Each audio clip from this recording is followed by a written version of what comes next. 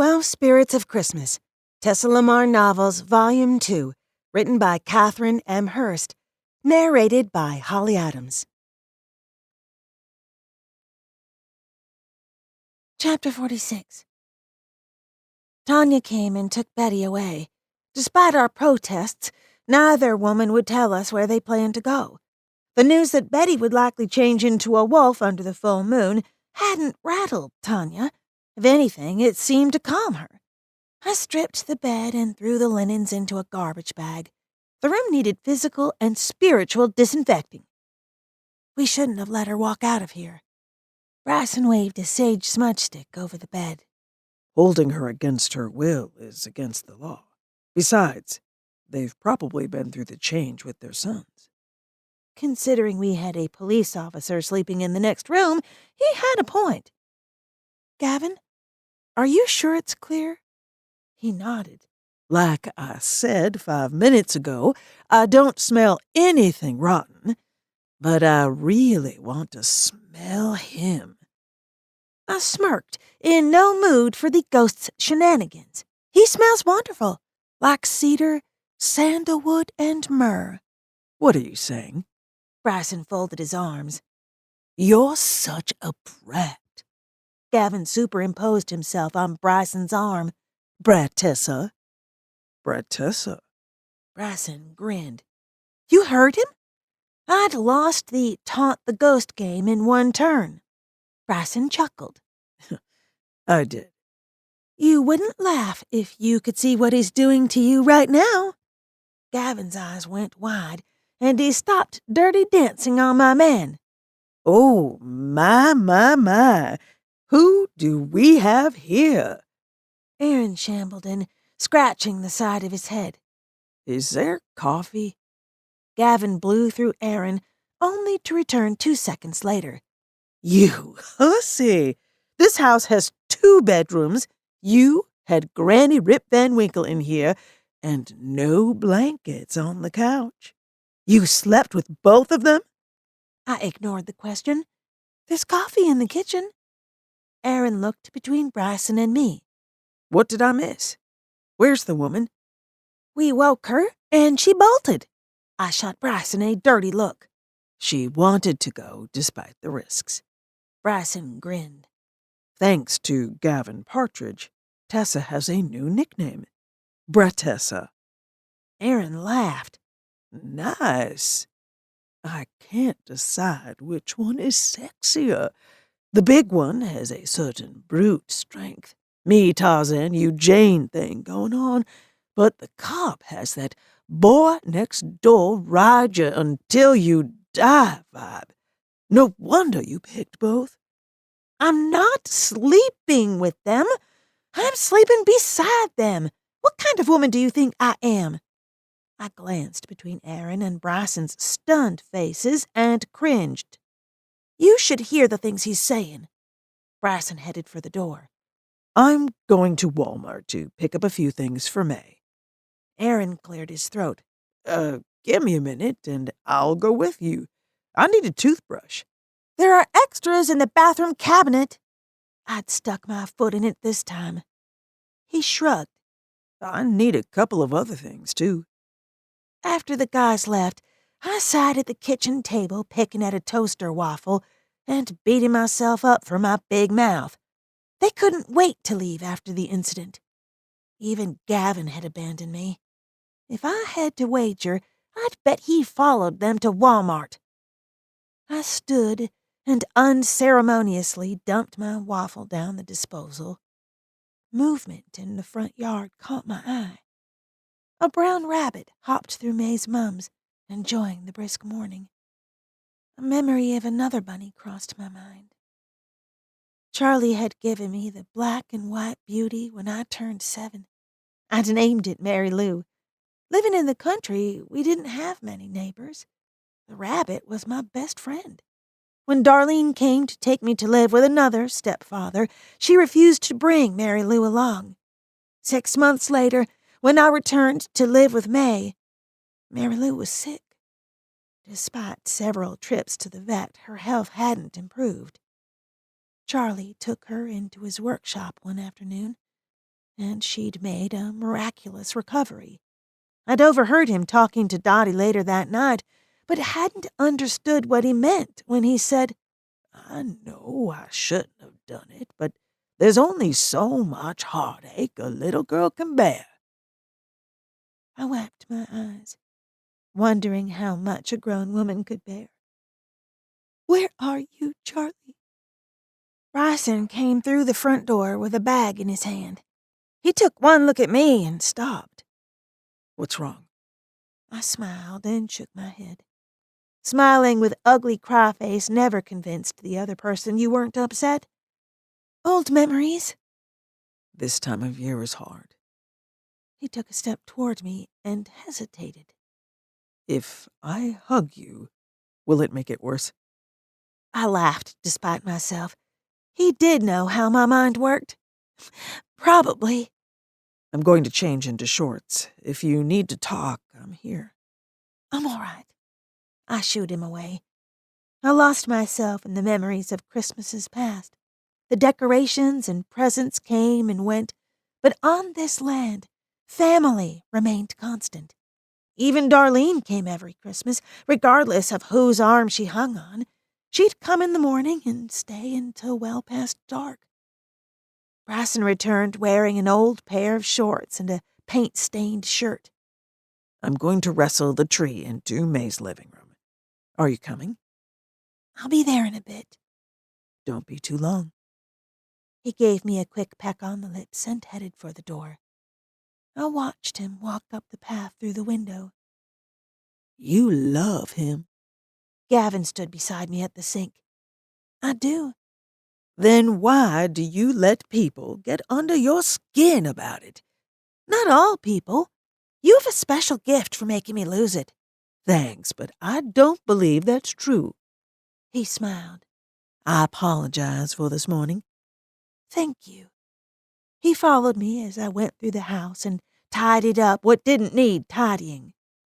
"Are you embarrassed at the idea of loving two men?"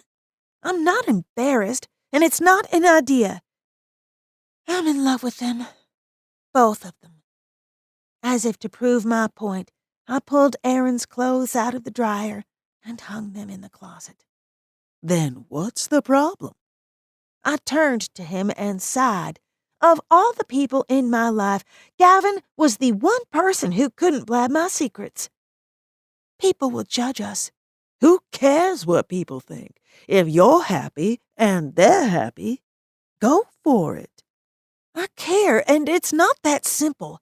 We go to church every Sunday. Aaron and I work at a place that isn't tolerant of anything other than poker straight."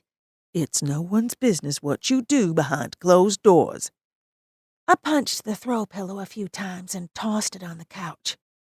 I said the same thing, but people make it their business. "Only if you let them." I plopped into the easy chair.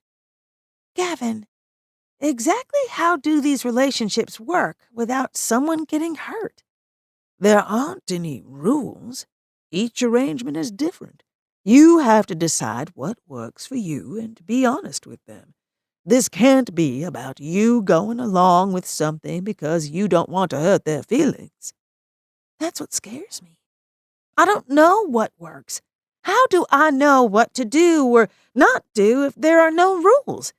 What if they decide they want each other and don't need me messing things up? He laughed and made a patting motion on my shoulder.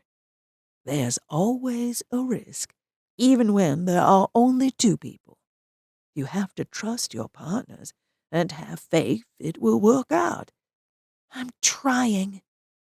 The clock chimed 10 times. I was expected at May's. "Tell me about the man you were with the day you died." Gavin sighed. "You know about Terrence and me?" "Yes, I have for a while." "He had plans with Michael, but Michael was stuck at work. I didn't see any problem with inviting him to stay for lunch. One thing led to another." "Did Michael know?" "He'd have blown up at the first hint of it.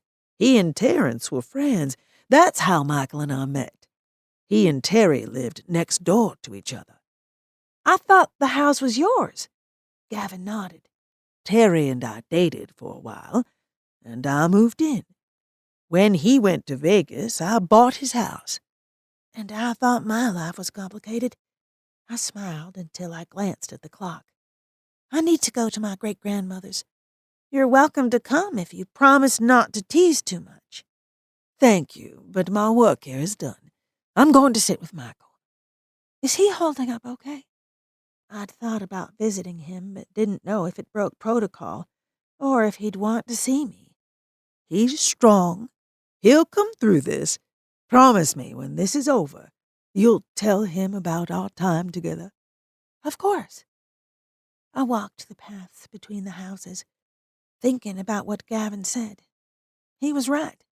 I had to learn to trust them and myself. Until I got out of my own way, none of us would be happy.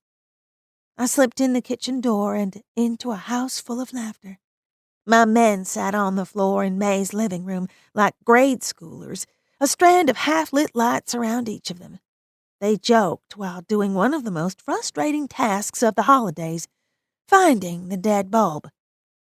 I rested my shoulder against the wall, taking in the scene.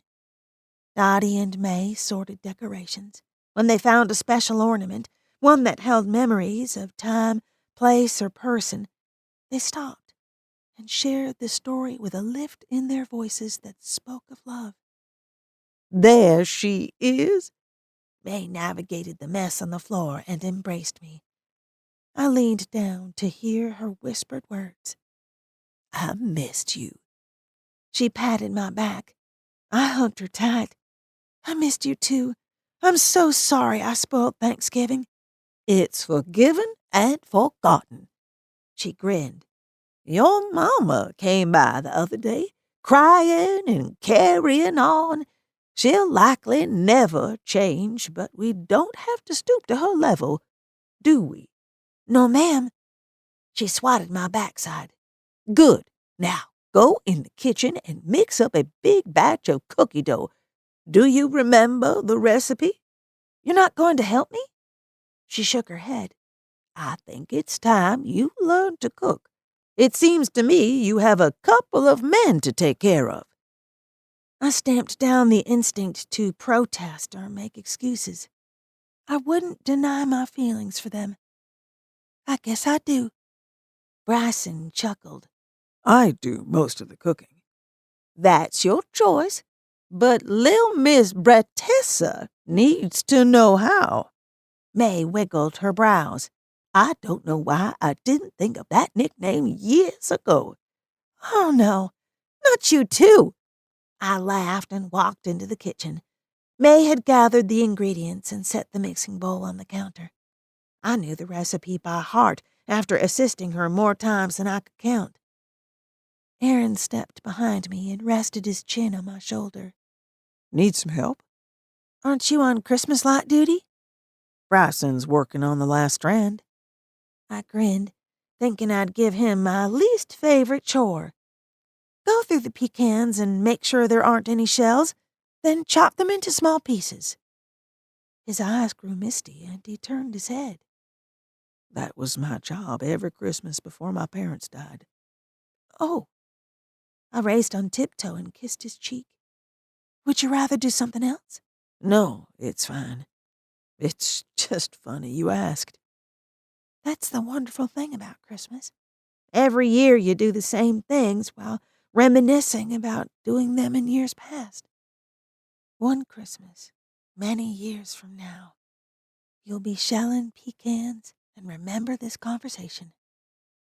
Aaron dipped his chin and grinned.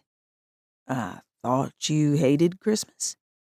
Maybe I needed someone to remind me of the good parts. Chapter 47.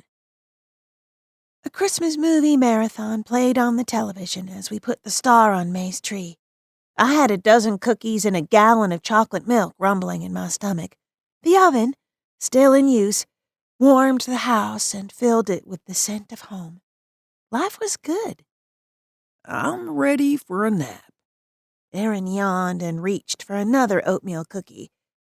We have another tree to decorate. I didn't want to move from my spot on the sofa, but I felt the hands of the clock ticking the day away. Aaron's phone rang and shattered the illusion that the world was a safe place. He frowned at his cell and walked outside. That didn't sound good. Dottie sighed. We followed the news stories about the serial killer. Is Aaron still on the case? Yes, ma'am. There's a team of people involved in the cases. I made eye contact with Bryson. He winked and turned to Dottie. Tessa and I need to speak with you. She smiled, though her forehead wrinkled. What about? Betty Matthews was at the house for a couple days. Someone hurt her pretty bad. I paused to give her and May a chance to process. Is she all right? Dottie gripped the arm of the sofa. I took her other hand. She's doing a lot better. Miss Tanya came for her earlier. Dottie, she was attacked by a wolf. The blood drained from her face. May narrowed her eyes as she put the pieces together. Does this have something to do with the ruckus the other night? Bryson said, Yes and no. We believe Betty's attack was punishment for acting out after Tessa did the love spell. None of the husbands were happy with their wives' newfound confidence. Dottie released my hand and curled her shoulders forward. You think John Macon is behind this? Bryson glanced at me, then back. We'd agreed not to tell them Betty and John were seeing each other. Macon isn't the wolf who attacked her, but his magic was on her. He's stirring the pot with the elders. The council split over a vote to bind Tessa's magic. Him on one side, Buck on the other. That's horse shit. May pushed herself to her feet. Who do those sons of bitches think they are? I grinned at my great-grandmother. The woman rarely cursed, but when she did it right. Bryson set his hands on her shoulders. May, you must stay out of this. Oh, I will. Doesn't mean I don't have a right to my opinion. Red-faced and trembling, Dottie blew her nose. I know what you're going to ask. I'll think about it. May sat beside Dottie and wrapped her arm around her daughter-in-law's shoulders. You kids go on. I'll finish cleaning the kitchen. Tessa, you did a fine job with the cookies. Thanks, Gram. I gave them each a quick peck. I'm sorry this upset you, Aunt Dottie. I understand. Bryson and I walked outside to wait for Aaron. His head down and phone to his ear, he'd paced a rut in the grass beside the garden. He's going to snap if they don't solve this case soon, I whispered to Bryson. He needs people to lean on. He has us. I took his hand, intent on telling him how much he meant to me. I'm sorry about this morning. Aaron strode to us. Tessa, is there any chance you can come with me to the ballet? Bryson's grip tightened. I pulled my hand from his and rubbed my knuckles. Can you stay here in case Betty comes back? He ignored my question. What's happening at the ballet? We've stationed men everywhere, but the director and some of the dancers aren't happy. Chief asked if Tessa could come help smooth feathers. He grinned. Smooth feathers. I shook my head. I can try if you promise not to make bird jokes. I don't like it. Bryson folded his arms. I'll keep her safe. Bryson nodded and turned to me. You call me if anything feels off. Under different circumstances, I would have complained about his overprotectiveness. Today, it made me feel cherished. I will. He tilted his head. That was too easy. What are you planning?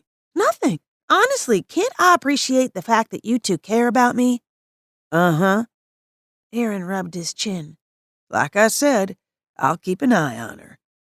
We didn't have time to debate my imaginary ulterior motives. I turned and walked toward the house. The guys followed me through the front door. I don't know what we expected, but we exhaled at the same time. Nothing jumped out, exploded, or came at us wielding magic.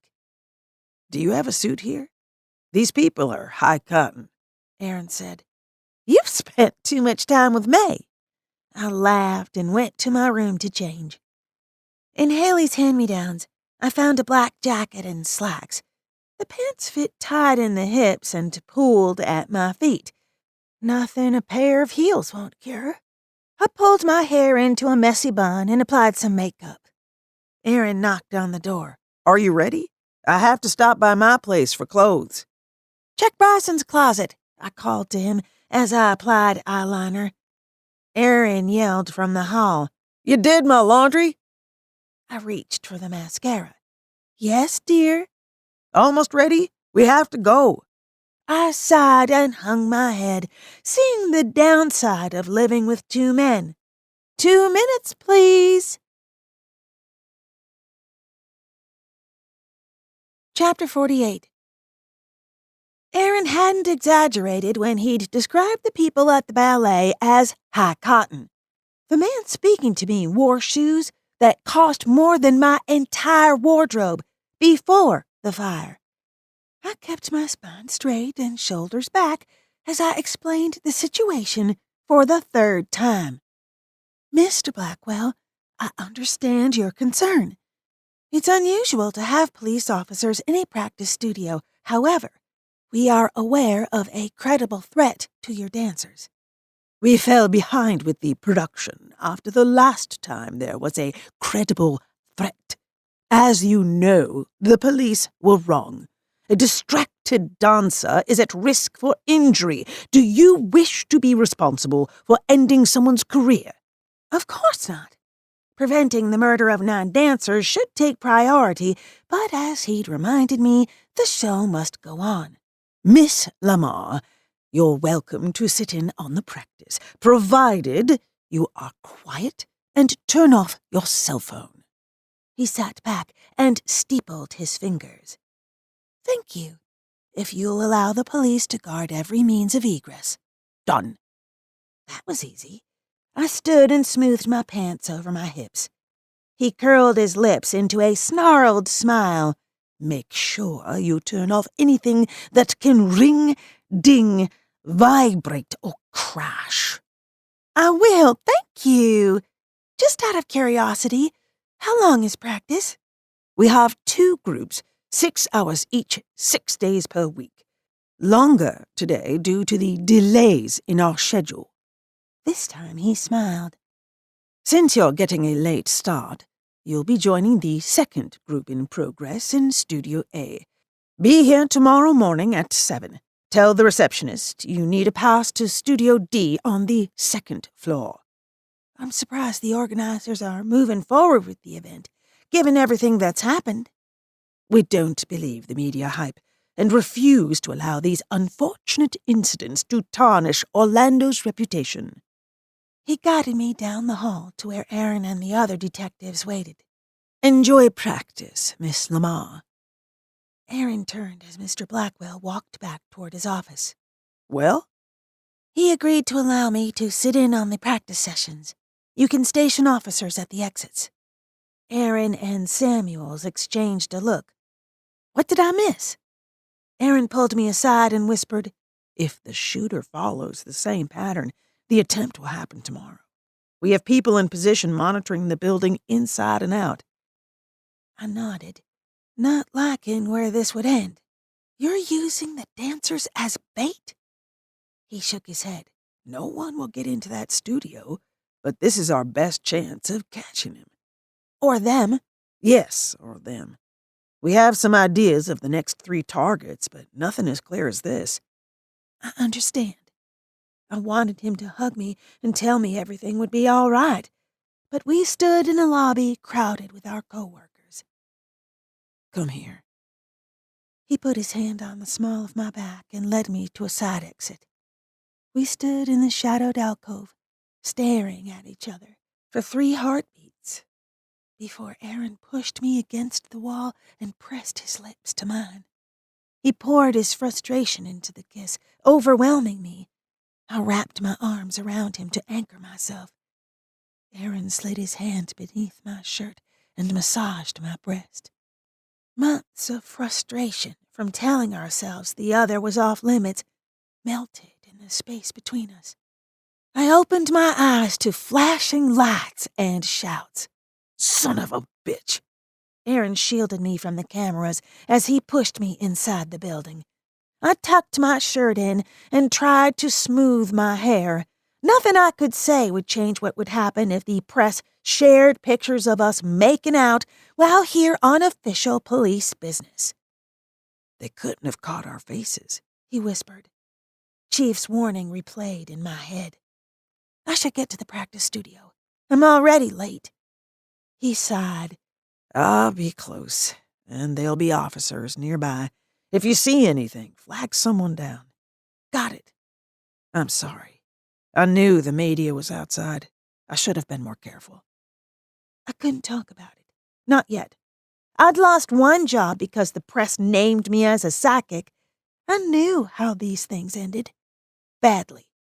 I pushed my worry to the back of my mind and tried to focus on the case. Won't they scare off the shooter? Or he'll use them as cover to enter the building. He tucked a loose curl behind my ear. Be careful. You too. I turned on my heel to go. I love you. Several people at the end of the hall looked in our direction. Tears stung in my eyes, but I wouldn't let them see me crumble. I squared my shoulders and walked through the lobby, ignoring the whispers and stares. When I reached the studio door, I took a moment to clear my head. I wouldn't do anyone any good in my current state of mind. After counting backward from 20 and drawing in several cleansing breaths, I slipped inside. To my relief, no one bothered to look in my direction. I tiptoed across the entryway to keep my heels from clacking and sat in the world's most uncomfortable chair. The orange plastic reminded me of the stackable chairs in the high school cafeteria. As they practiced, I envied the dancers' long, lean bodies as they glided and leaped. While most of the women were my height, their legs seemed twice as long as mine. I imagined their costumes and the set design for the performance. White feathers and tulle. My phone rang, ruining not only my daydream, but the dancer's concentration. I fumbled in my purse until I found the damn thing. Sorry. The practice had come to a halt and all eyes focused on me. One or two women shook their heads, while others bent at the waist and used the interruption to catch their breaths. The choreographer ignored me altogether. He clapped his hands 3 times, and the dancers returned to their positions. Another cell phone rang, causing me to jump out of my chair. They glared before I could defend myself. It's not mine. I'd never have a Christmas Carol ringtone. I couldn't imagine who would have that particular song on their phone, all things considered. Oh, crap. Run! Everyone out! I tripped over my purse as I ran for the door. Pain shot from my knee to my groin as the 12 Days of Christmas rang out. Several dancers bottlenecked at the exit, while others stood in place. The explosion slammed into me like a freight train of fire and shrapnel. The pressure sucked the air from my lungs. Fragments of the room and its contents moved with me as I careened backward. Flames surrounded me as objects tore through my body. And then it stopped. People wailed, others shouted, and still others rattled their last breaths. I'd lost all sense of my position in relation to the room. Fires burned, but the space around me only had slivers of light. Something rested on top of me, but I couldn't feel its weight. I attempted to wiggle or feel my toes, my legs, hips, fingertips. If I could move, I'd survived the explosion. I'd died once before. While dead, I couldn't move or speak, but remained aware of my surroundings. Despite my efforts, I couldn't feel or move anything. I resigned myself to the reality of the situation. I'm dead. At least it happened too fast for my brain to process pain. The rational part of me knew the firebird and I would rise, but the emotional part was one stroke away from hysteria. Chapter 49. The moaning of survivors had stopped. I dared not think about what that meant. The first responders would arrive soon. I need to get out of here. A second bomb went off in another part of the building, causing more pieces of rubble to fall around me. The first time I'd risen, the firebird had done the work. I took the bullet, and she did the rest. This time, she remained tucked away in her imaginary cage. I focused on my magic and pictured it as part of me. I envisioned it pumping through my veins, strengthening my muscles, firing between the synapses in my brain. The firebird bowed her head as if accepting my invitation. Once I'd shifted into my spirit animal, peace washed over me, which shouldn't have been possible in my situation. I drew back enough energy to extinguish my feathers and took stock of my surroundings. The space I'd occupied before shifting left room to move in my animal form. I found an opening large enough to squeeze through and alighted on top of a pile of rubble. The interior room had no windows or direct path to the outside world. I flew through the hole in the ceiling to the second floor. The first responders wouldn't risk coming upstairs in a structurally compromised building except to rescue survivors. Even then, it would take longer to reach this space. I'd hoped to find an easy way out, but had no such luck. The room had no windows, and debris had fallen in front of the door. An air duct hung exposed near the ceiling. I could fit inside, provided the explosion hadn't crushed the ventilation shafts between here and the roof. I eased into the duct and stomped in a circle to test its strength before going further. It wobbled from lack of support, but stabilized once I moved further inside.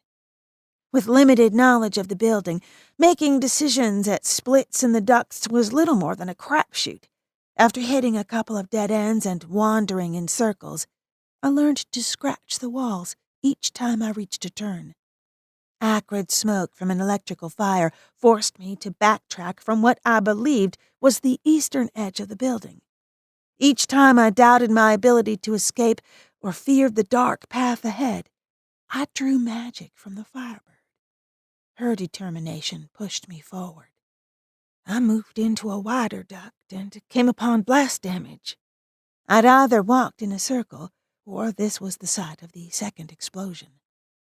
I wiggled through the crack in the shaft and into the attic. My pulse sped. I'd found a way out. The building had several dormers on the front facade. The glass had shattered from a few of the panes. I pecked the remaining glass free and stepped out onto a ledge. Sirens and flashing lights filled the streets below as I launched into the night sky. Bryson's magic called to me, while another force drew me to the first floor. I circled back to search for Aaron, but didn't dare fly into the building. Perched in a nearby tree, I watched as people ran in and out of the doors. My connection to Aaron dimmed until I couldn't sense his presence. Oh, God. No. I reached out again, but couldn't sense him. A void formed inside me. At that moment, I would have gladly handed over control to the firebird, but she'd become a part of me. I turned my face toward home and followed the pull of my remaining mate. When I reached my family's property, I screeched and circled the house. On the second pass, Bryson stood in the front yard with his eyes on the sky.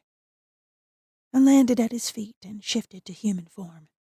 He pulled me into a bone-crushing embrace before I could speak. I clung to him, refusing to release him, fearing I'd imagined the reunion. Dottie shouted somewhere behind me. "Bryson, is it her? Is she okay?" He met my eyes. "Are you all right?" I nodded, not trusting my voice.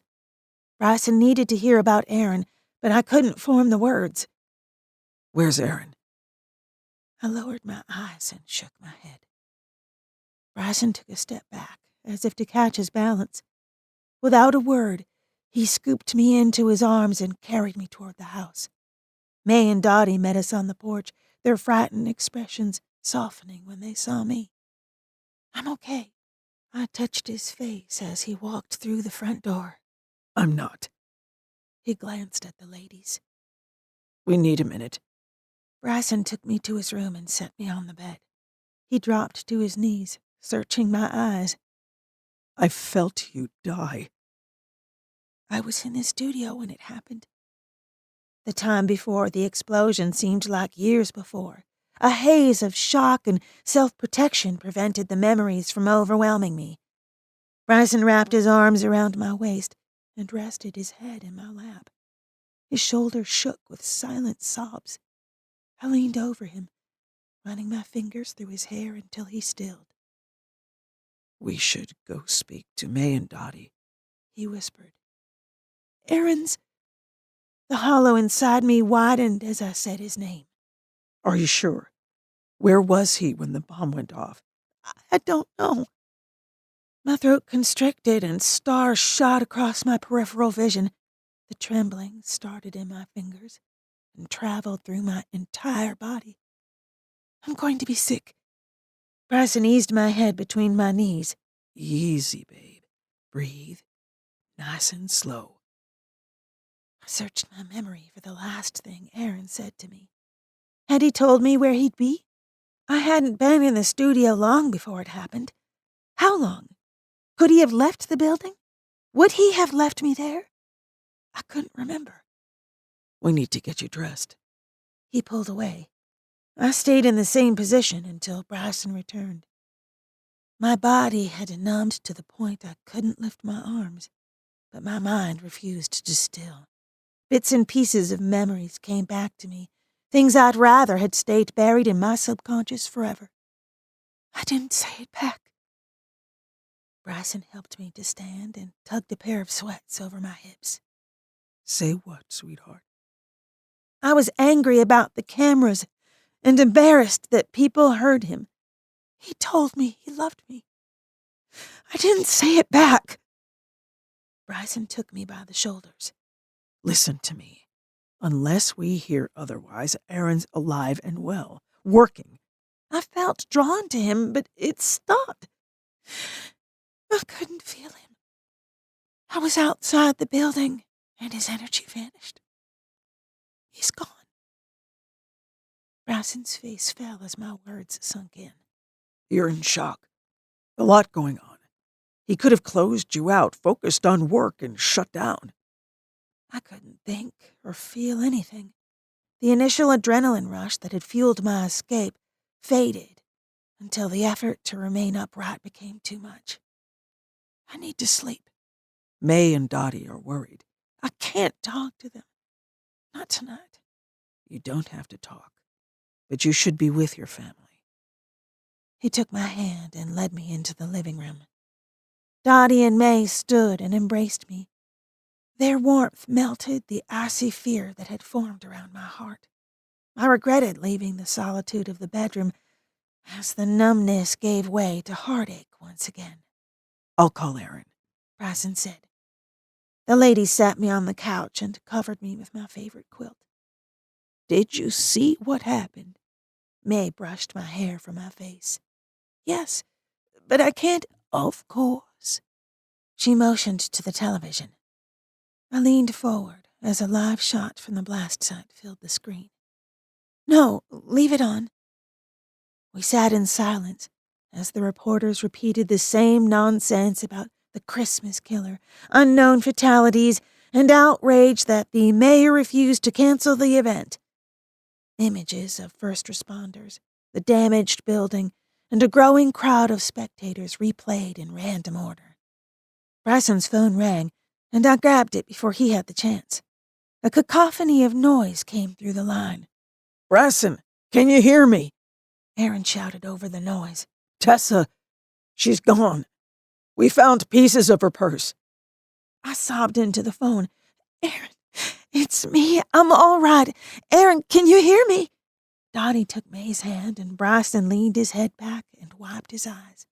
Despite their brave faces, they'd thought the worst too. "Aaron?" His shout left my ear ringing, but I didn't care. "Are you okay?" Where are you? he yelled. "I'm at home." How? Never mind. I'm on the way. Chapter 50. The mood improved after Aaron's call, but exhaustion had seeped into my bones. The last time I'd died and risen, I'd slept for days. I didn't have that luxury now. I curled against Bryson and drifted in and out of sleep. Bryson, May, and Dottie watched television and waited for Aaron to arrive. Blinking lights drew my attention to the corner of the room. "When did you put up the tree?" Bryson grinned. After you and Aaron left today. Since you're living here now, I thought it'd be a nice surprise to have a tree here, too. "It's pretty, but you forgot the star." It's on the table. I saved it for you. May patted my hand. You've put the star on top every year since you were 4. I knew I should thank her, or at least smile and nod.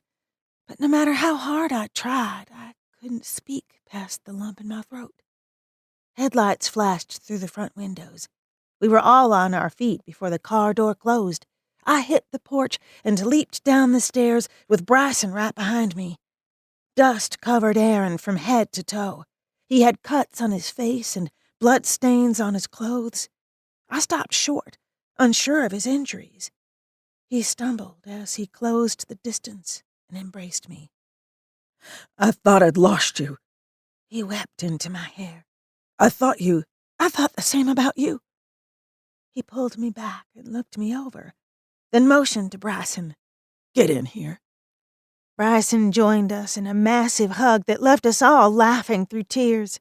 I stepped back from the guys and sent up a silent thank you and a prayer for those who couldn't embrace their loved ones tonight. With Bryson on one side and Aaron on the other, we walked to the ladies. Aaron received hugs and promises of home-cooked meals. Even Maddie joined the party with wet dog kisses for everyone. May wiped her eyes.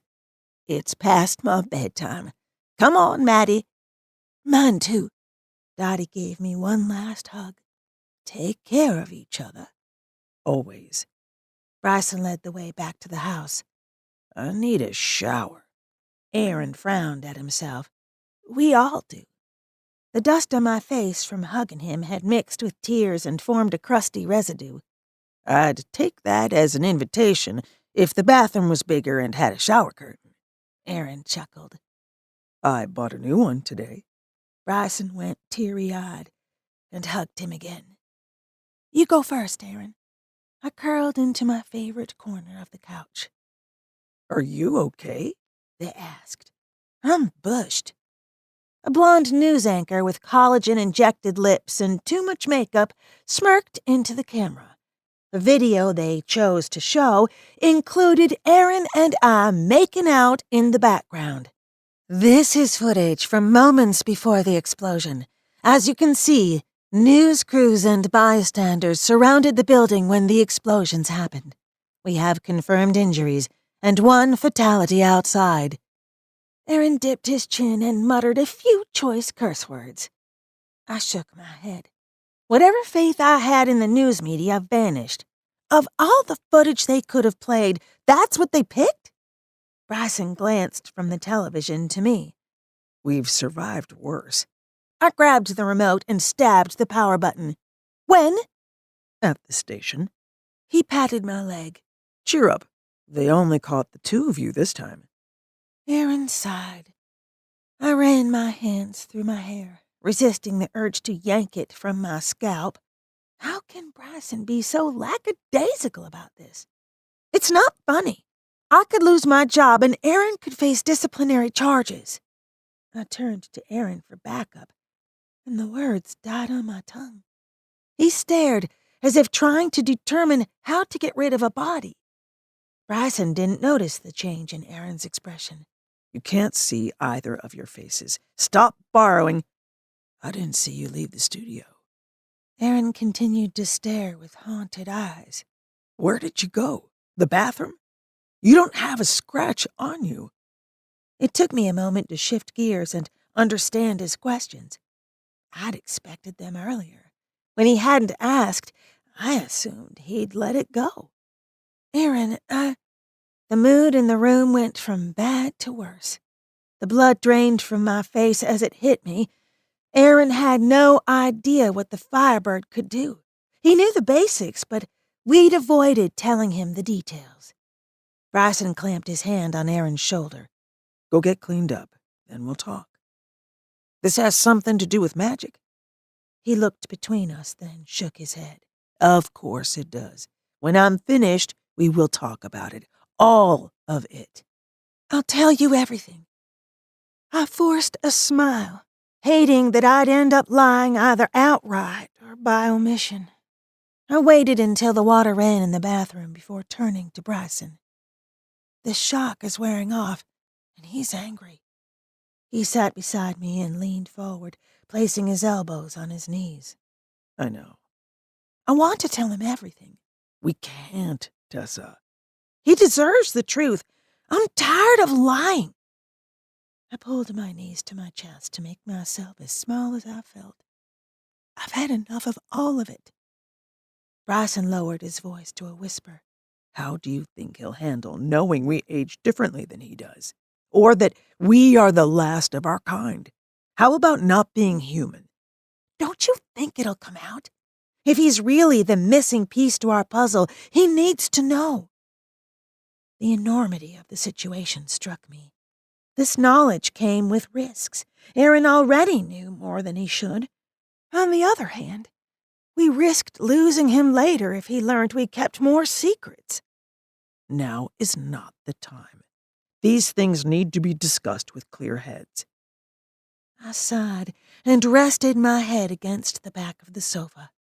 He needs to know before this thing between the three of us goes further. I'll tell him.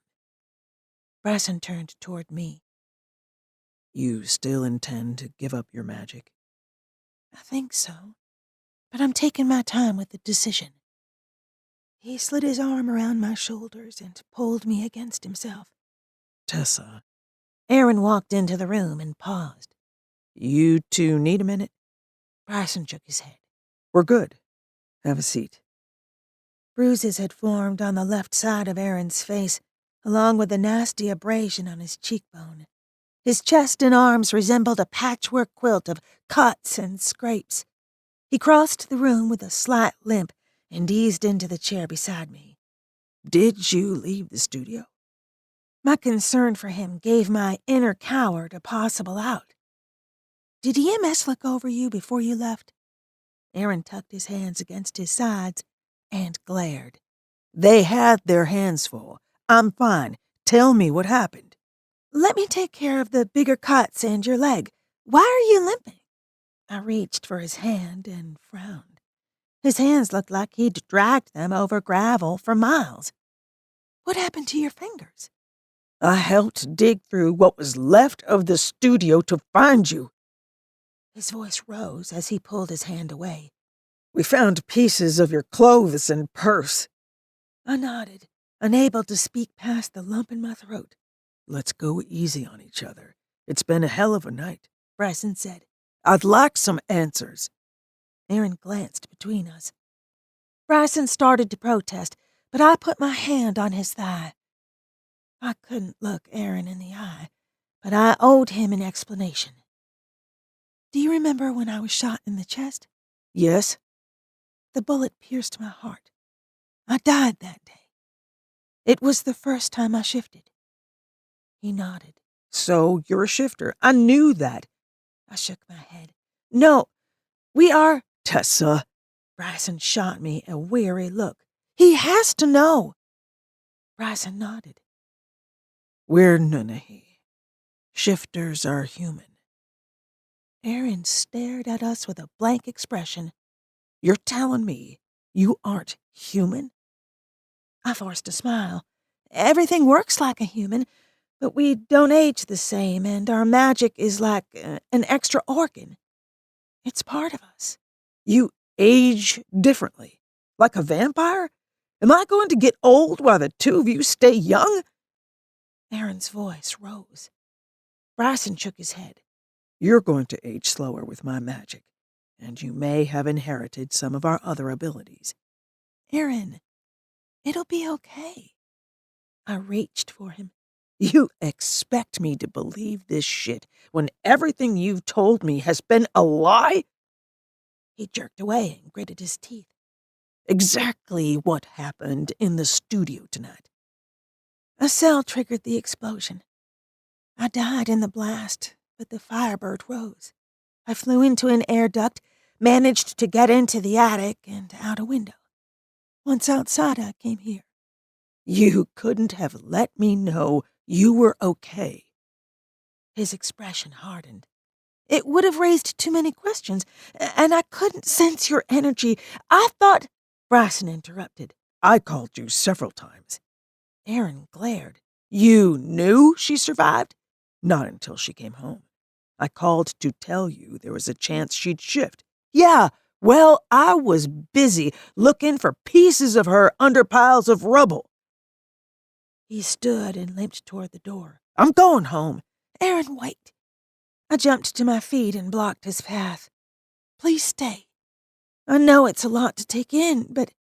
But? He narrowed his eyes. I need you. And I thought I loved you.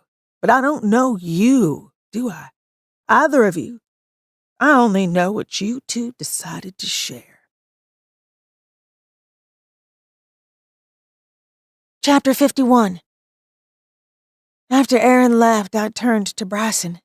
We've lost him. Give him time to cool off. He'll forgive us when he's ready. My head ached, and I struggled to stay upright. I'm worried about Betty. Did she call? I haven't heard from her. He placed his hand on the small of my back and guided me toward the bathroom. Let's get you cleaned up. Bryson helped me out of my clothes and into the shower. I closed my eyes as the water sluiced over my head. Memories of the explosion and its aftermath forced their way into my thoughts. As the events replayed, I dissected each step I took and every word I said, trying to determine if I could have done something to prevent the tragedy. When the water ran cold, I turned off the faucet and opened the curtain. Bryson sat on the toilet lid, staring at his hands. Ready for bed? I forced a smile for his benefit. Don't do that. He shook his head and followed me into the bedroom. Don't pretend everything is okay. I couldn't if I tried. I walked to his dresser and dropped the towel as I slid one of his t-shirts over my head. Come here. He held his hand out. Let me put this in the bathroom. I bent to pick up the towel, and he sucked in a breath. Leave it. The towel fell from my fingertips as I turned and met his eyes. He had no tears, no shoulder-racking sobs, no outward signs of his pain. Yet he pleaded with his dark, soulful eyes for what I didn't know. I took his hand and urged him to stand. He slid his free hand under my damp hair to the back of my neck and lowered his face to mine. I closed my eyes in anticipation of a kiss, but he nuzzled my cheek and drew a shaky breath. Bryson took a step back and sat, pulling me into his lap. He lowered his lips to my neck as his arms slid around my waist. I turned my head to kiss him, but he eased back. His grip tightened as he stood and sat me on the edge of the bed. A war of emotions crossed his face when I reached for him. Bryson? He ran his hands down my arms to the hem of my t-shirt and pulled it over my head. We had been naked around each other many times, but I covered my chest. Something in his eyes made me shiver. Bryson pulled my hands away and buried his face in my breasts. The stubble on his cheeks, coupled with the softness of his lips, left me breathless. I tangled my fingers in his hair and held him in place. Everything else slipped away. He wrapped one arm around me and lifted my body to place my head on the pillows. I closed my eyes as he ran his hand from my hip to my jaw and tipped my face toward his. He kissed me long and slow, almost reverently. You feel different. He pulled back and studied my face. I caressed his cheek. How so? The firebird is at peace. He propped himself on his elbow and kissed my forehead. I feel her here. He kissed the top of my cleavage. And here. I tilted my head and watched as he ran his tongue over my breast. Here. Bryson! I tugged his hair to get his attention. We should get some sleep. Forgive me. You're tired. He settled on his side. People died tonight. He pulled me close and whispered, Yes. And touching you is life-affirming. Let's say the words. He tensed in my arms. Are you sure? The timing stunk. My life spun out of control, and each day brought new danger. But I wanted this. I wanted him. With no guarantee any of us would live to see the sunrise, waiting seemed more frivolous than the risk of taking the leap. Yes. His eyes followed his hand as he caressed my face. Tessa, daughter of Achila, will you have me as your mate? I will. He brushed his lips across mine and whispered, I, Tlintwa, claim you now and forever as my mate. The flaming arrow to my bow, my heart, and my life are yours. I whispered into his ear, I, Tessa, claim you, Tlintwa, now and forever as my mate. I am the arrow to your bow. My heart and life are yours. He rested his cheek against mine and smiled. Almost done. Second thoughts? I shook my head. How do we finish it? Kiss me. I raised my head and pressed my lips to his. As our tongues entwined, my magic stirred, though not with the heat and urgency of the firebird. This came from my essence, a part of myself I knew existed but could seldom access. Bryson's magic mingled with mine in the space between our lips. He broke the kiss and whispered, Two halves are now one. I will walk with you as one spirit shared between two bodies for the remainder of my days. My voice cracked as I repeated the words. So it is said. So it is done. He grinned. We can have a wedding one day with a white dress and a cake. The family would enjoy it, but I doubt it'll be as meaningful as what we just did. Do you want to sleep? His voice held sincerity, but the twinkle in his eyes told me he wanted something else. No. Do you want to sleep with me? I bit my lip and nodded. He kissed me until my lips felt swollen and my cheeks stung. We touched and teased without fear of interruption. For the first time, I didn't worry the firebird would ruin the moment. Bryson came to his elbow and tucked me beneath his body. Our eyes locked. We hung in that moment, neither breathing nor moving a muscle. He pressed his hips forward, and I met him in the middle. As our bodies joined, we exhaled in unison. I forgot about everything except him, me, us. I closed my eyes and focused on his warmth, the spicy smell of his hair, the feel of his muscles contracting beneath my hands. I marveled at the sense of peace that flowed between us. I love you. I love you too. Bryson raised his head and stilled. Your eyes are like candle flames. I pushed his hair from his face and smiled. So are yours. Chapter 52. Tessa, I hate to interrupt. Wake up. opened my eyes to find Gavin leaning over the side of my bed. I'd grown accustomed enough to his appearance to recognize changes. He'd bloated. His lips had stretched back to reveal teeth and bluish gums, and his hair had thinned. Not the face I'd planned to wake up to. About time. I've been trying to wake you for 15 minutes. I eased out from under Bryson's arm and glanced around for something to wear. My God, his arms are as big around as your thighs, and that's saying something. I motioned for him to turn around. Gavin rolled his eyes and spun. Honestly, modesty is overrated. I pulled the t-shirt over my head and walked into the kitchen before speaking. What's going on? Why are you whispering? I debated coffee, but if I could appease Gavin, I planned to go back to bed. Why do you wake me? Oh, right. Sorry. I saw the big guy naked, and all the blood left my brain. What's going on? Terrence is back in town. He's going to kill the 10 Lords of Leaping. Gavin tugged at the cords around his neck. What aren't you telling me? Nothing. Something didn't add up. Gavin mentioned he could visit Michael in jail, but where else did he spend his time? How do you know he's back? I just know. His voice boomed through the room. Someone's about to die. Get your priorities straight, hell girl.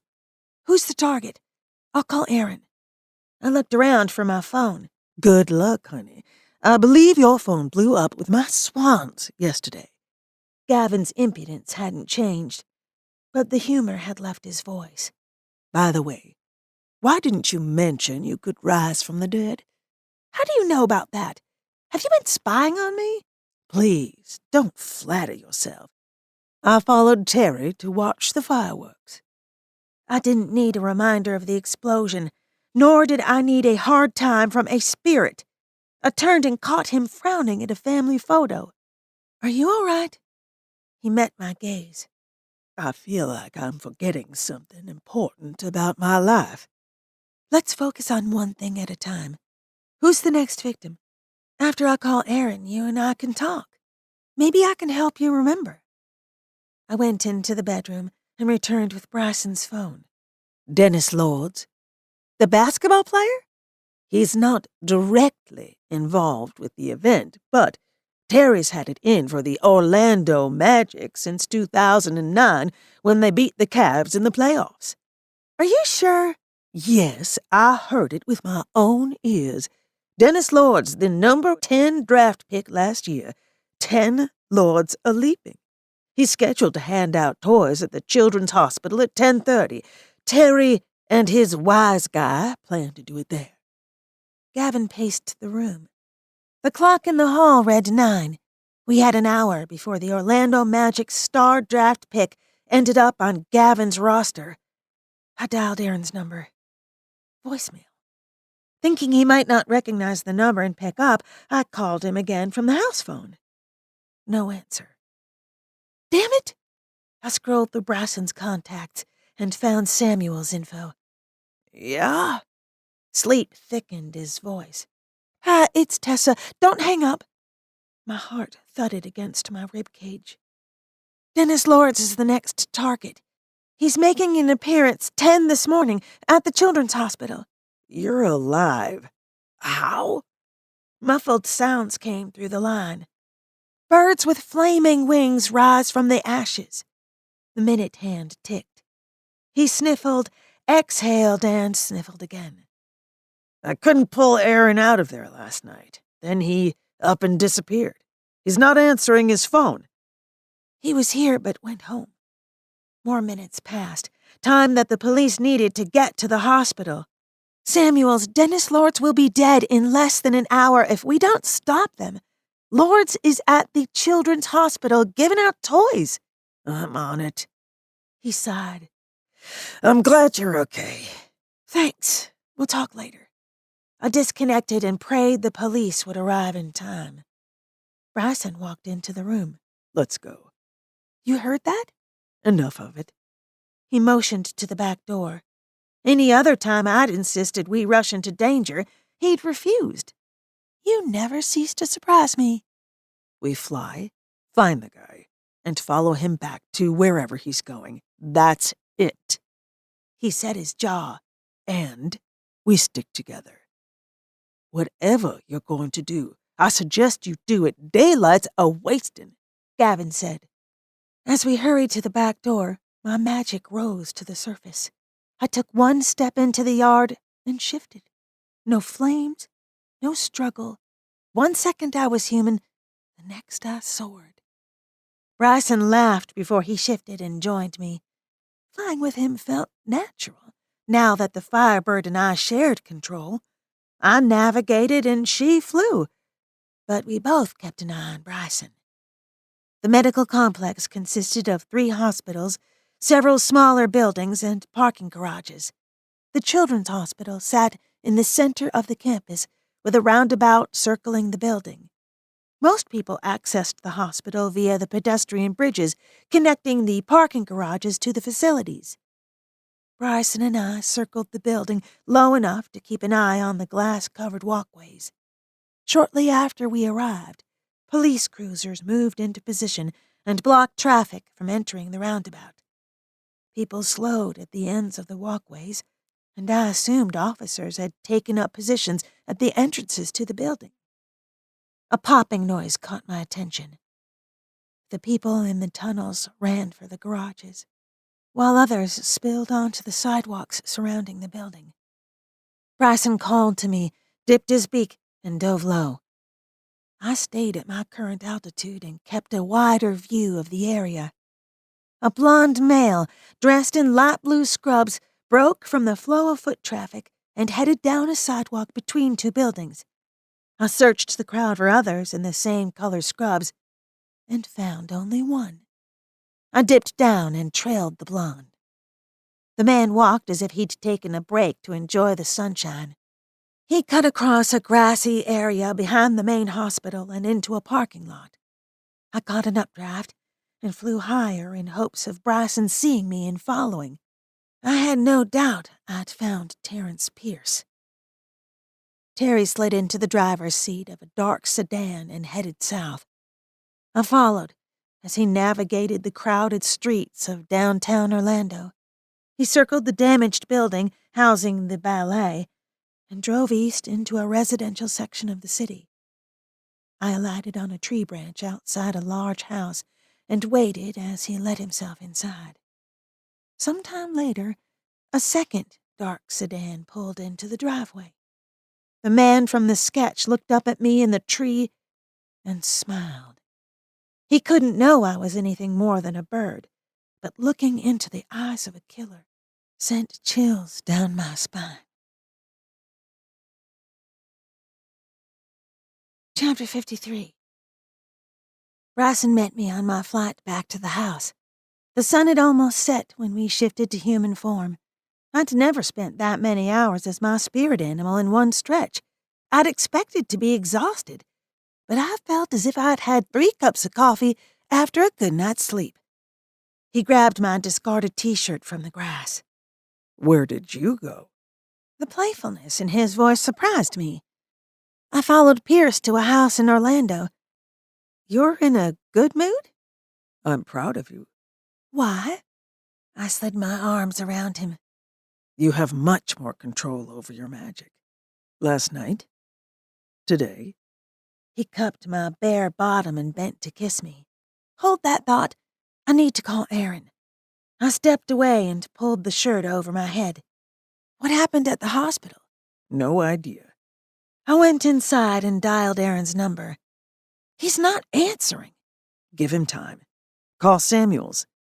Bryson turned on the television and disappeared into the bedroom. The phone rang before I could make another call. It's Aaron. He returned wearing a pair of jeans. Answer it. Hello? I chewed my lip. Aaron, it's me, Tessa. I'm returning your call. Anger laced his words. I hesitated, searching for something to say that would ease the tension between us. What happened at the hospital? We aren't releasing details to the public. What little patience I had vanished. Don't be a jerk.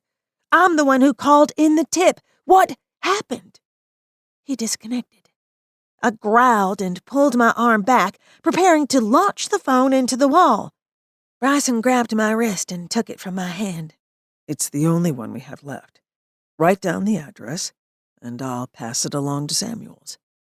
I paced the room while Bryson left a message for the detective. Aaron had every right to his feelings, even his anger toward me, but he didn't have the right to get people killed while he brooded. He set the phone aside. You okay? Frustrated and keyed up. He moved in front of me and ran his hands up and down my arms. That's normal after spending so much time as your spirit animal. We should work off some of this energy. How would you like to do that? He looked me over as if trying to decide which part to sample first.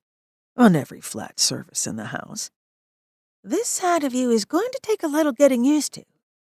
I couldn't help but smile. He'd taken my mind off everything except him in a matter of seconds. He slid his hands under the t-shirt. You should take this off. I nuzzled against his bare chest and opened the buttons on his jeans. You first. Gavin burst into the room. Oh, Tessa, thank God. I jumped back from Bryson, more than a little embarrassed. Another murder?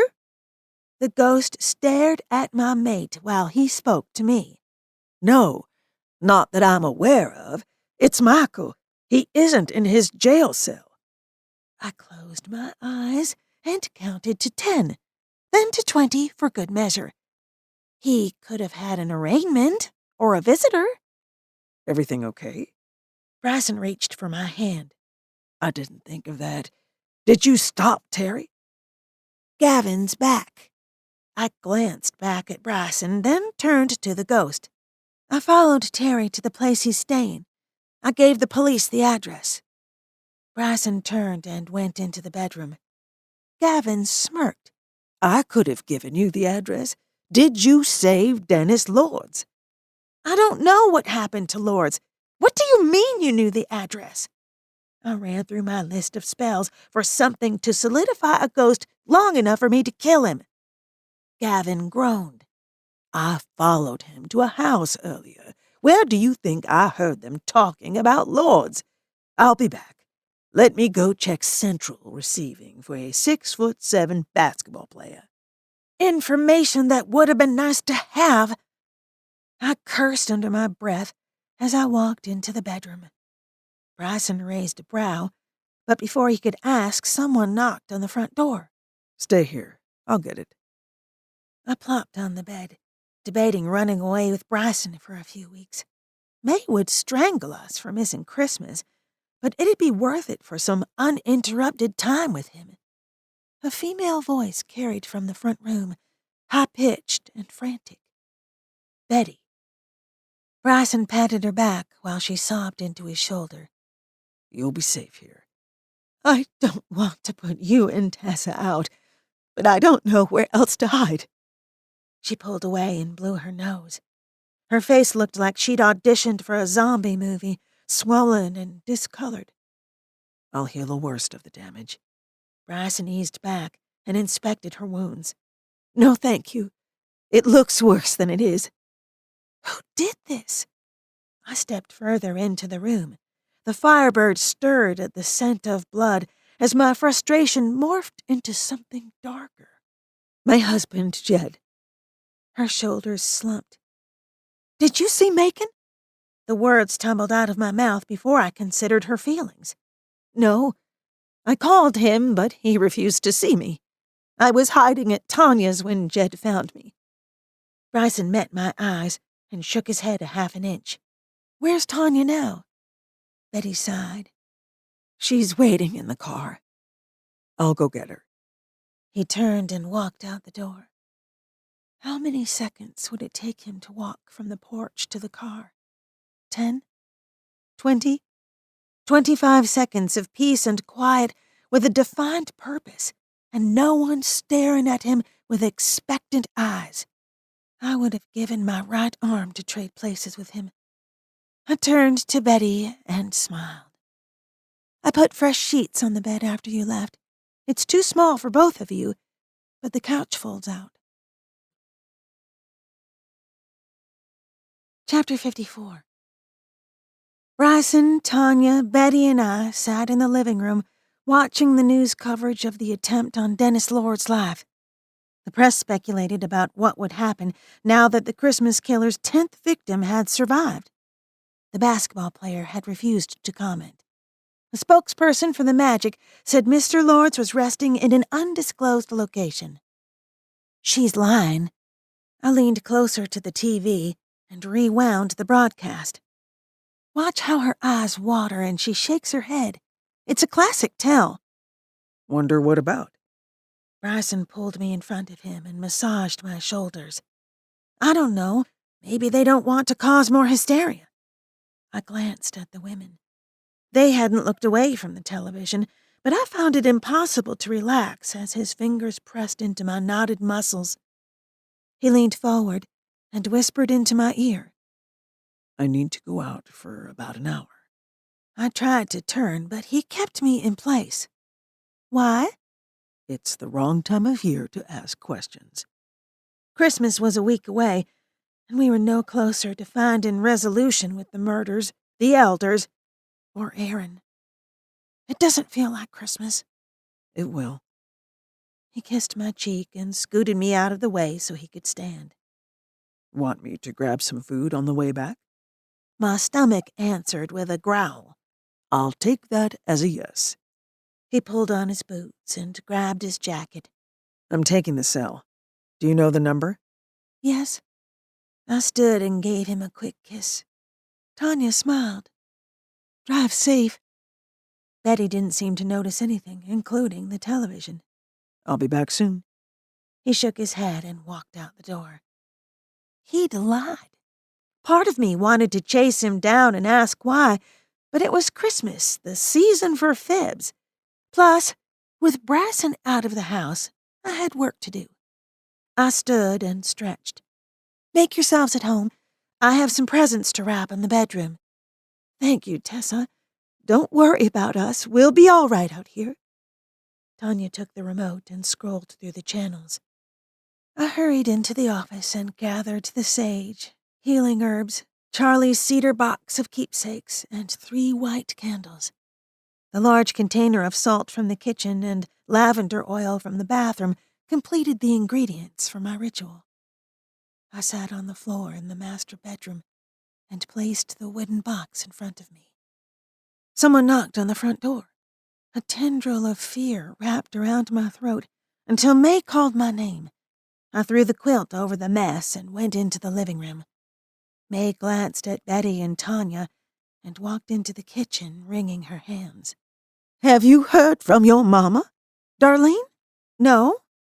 Why? She called this morning and asked for a batch of peanut butter fudge. She said her and Stone would pick it up after dress rehearsal. I motioned for her to sit. Practice probably ran late, or maybe she forgot. She wouldn't forget fudge. She sank into a chair. I've called her phone several times, but it goes straight to voicemail. Sounds like her battery died. I smiled to reassure May, though I had a sinking feeling something was wrong. Do you have Stone's cell phone number? Never thought to ask for it. Did she say where they were going? I stood and went to the fridge, wondering what kind of rehearsal my tone-deaf mother attended. You're welcome to sit with me while you wait. I'm sure she'll turn up. May lowered her voice. Thank you, Tessa Marie. I can't explain it, but I have a bad feeling. Dottie's out doing last-minute shopping. I didn't want to worry her. She's been a mess with that John Macon in town. With everything else going on, I'm a little jumpy too. But this is Darlene we're talking about. She's not one to call and say she's running late. I poured 2 glasses of tea and debated the wisdom of enlisting May to help me convince Dottie to speak to the elders. Stone's playing bongos, and she's shaking the maracas in some big show. Can you imagine your pregnant mama on stage shaking those things like she's Charo? The air left my lungs. I'd gone over the performer and vendor lists for the Christmas extravaganza several times. A drumming act had stood out as an odd addition to a Christmas show. International percussion explosion? May nodded. What's wrong? Graham, they're drummers at the Christmas extravaganza. The color left her cheeks. I'll call Dottie. Let's wait, in case it's nothing. I held her hand. Do you have Aaron's number? I do. Call him and tell him there's an emergency. Get him here. I'm going to contact a special friend of mine who might be able to help. She looked at me wide-eyed and pulled her phone from her pocket. I walked into the bedroom so Aaron wouldn't hear me in the background and refused to come. Gavin? Gavin Partridge. I need to speak to you. I called him for a solid 5 minutes and received no response. Alarm bells went off in the back of my mind. I could use the summoning spell to bring him to me, but I needed to get back to May. Gavin, please, it's an emergency. Come if you can hear me. May knocked on the door jamb. Aaron and Detective Samuels are on the way. I turned to her and stilled. The color hadn't returned to her cheeks, and her hands trembled at her sides. She might be a spitfire, but physically, she was an elderly woman with diabetes and a questionable heart. Graham, let's sit and wait for the boys.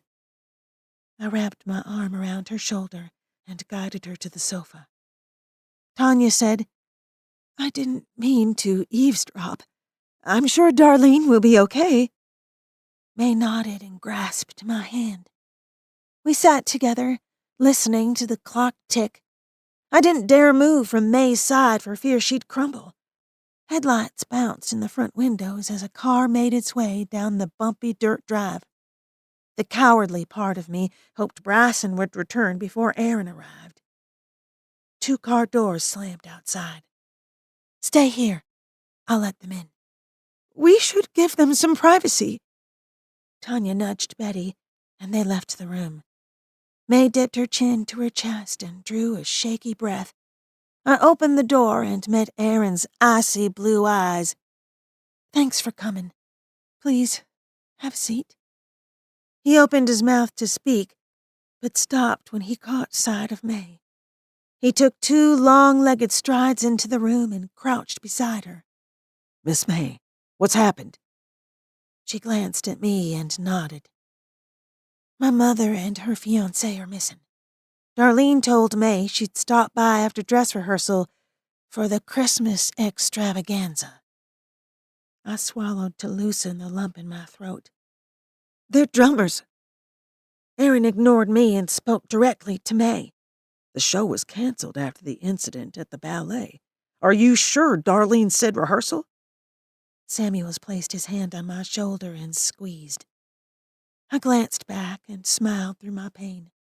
Seeing Aaron, knowing he might never forgive me, was too much to bear. May's spine straightened. Darlene said the directors told Stone the show was back on. Aaron shot Samuels a look. Did she tell you where they were rehearsing? No? All right. Let me make some calls and see what I can find out. He patted her hand and stood. Tessa, may I speak to you outside? Grandma, call Dottie and have her come home. Bryson will be back soon. I'll be right outside. I waited until I knew she had Dottie on the line, then walked onto the porch. Samuels paced the lawn while relaying information to someone on the other end of the phone. Aaron stared at the roof and sucked in a breath. We sent officers to the address you provided. And? We found Michael Adams and a weapons cache. I staggered and grabbed the railing. I thought he was locked up? We had to cut him loose. His lawyer convinced the judge that the evidence we had was weak, and Gavin was likely the first victim of a serial killer. Has Michael said anything? Aaron frowned. Only that Gavin Partridge's ghost is haunting him. Samuels jogged over. Chief wants to know if we have any idea what happened to the 11 pipers piping. I freaking hate Christmas, Aaron and I said together. Chapter 55.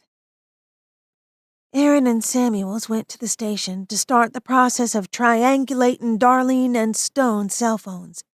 In need of some privacy, I settled Betty and Tanya in at May's and returned home. Bryson's hour-long errand had stretched into 2, but he'd asked me weeks ago to stop borrowing trouble. Might as well try things his way for a change. Gavin? I removed the quilt from the ingredients for my summoning spell and sat on the floor. Gavin Partridge? I had a decision to make. I'd planned to summon Charlie's spirit and ask him to help convince Dottie to testify against John Macon. She'd relied on him for so many years. After his death, she'd lost her confidence. The situation with Darlene threw a monkey wrench into my plans. Gavin was our best shot at finding my mother and Stone. Since the day he'd shown up in my bathroom, he'd answered when I called. I couldn't understand why he refused to come now. I poured salt in a circle around Charlie's cedar box and frowned. I couldn't risk the life of an unborn child to save my butt from the elders. John Macon had put enough bad energy into the universe. Sooner or later, it would come back to him. Okay, Darlene, you owe me one. I removed the box from the circle and wrote GP in salt. If I had more time, I would have added lavender oil to a bath to purify myself. Instead, I dabbed a little on my pulse points and finished with a smidge on my forehead.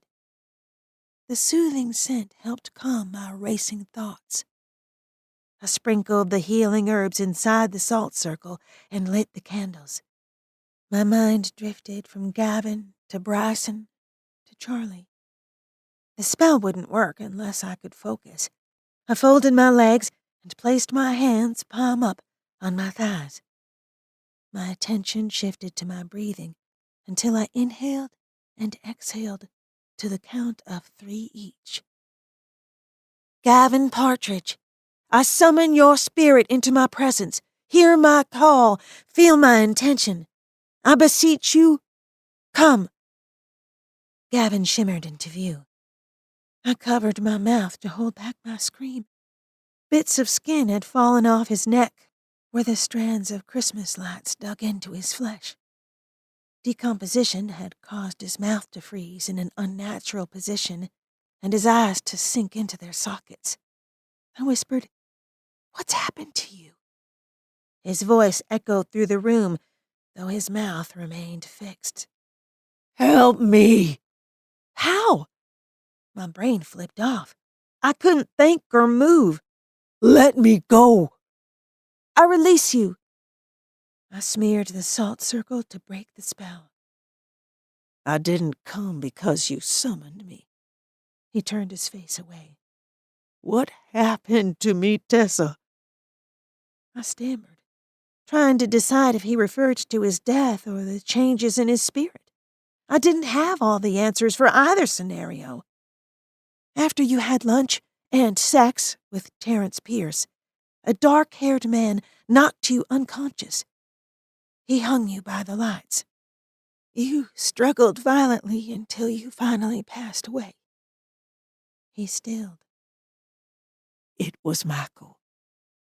Michael knocked you off the ladder? Yes. He glanced at me. Michael was having an affair with Terry, too. I was out of my mind with jealousy. My husband and my ex betrayed me. We were arguing while I hung the lights.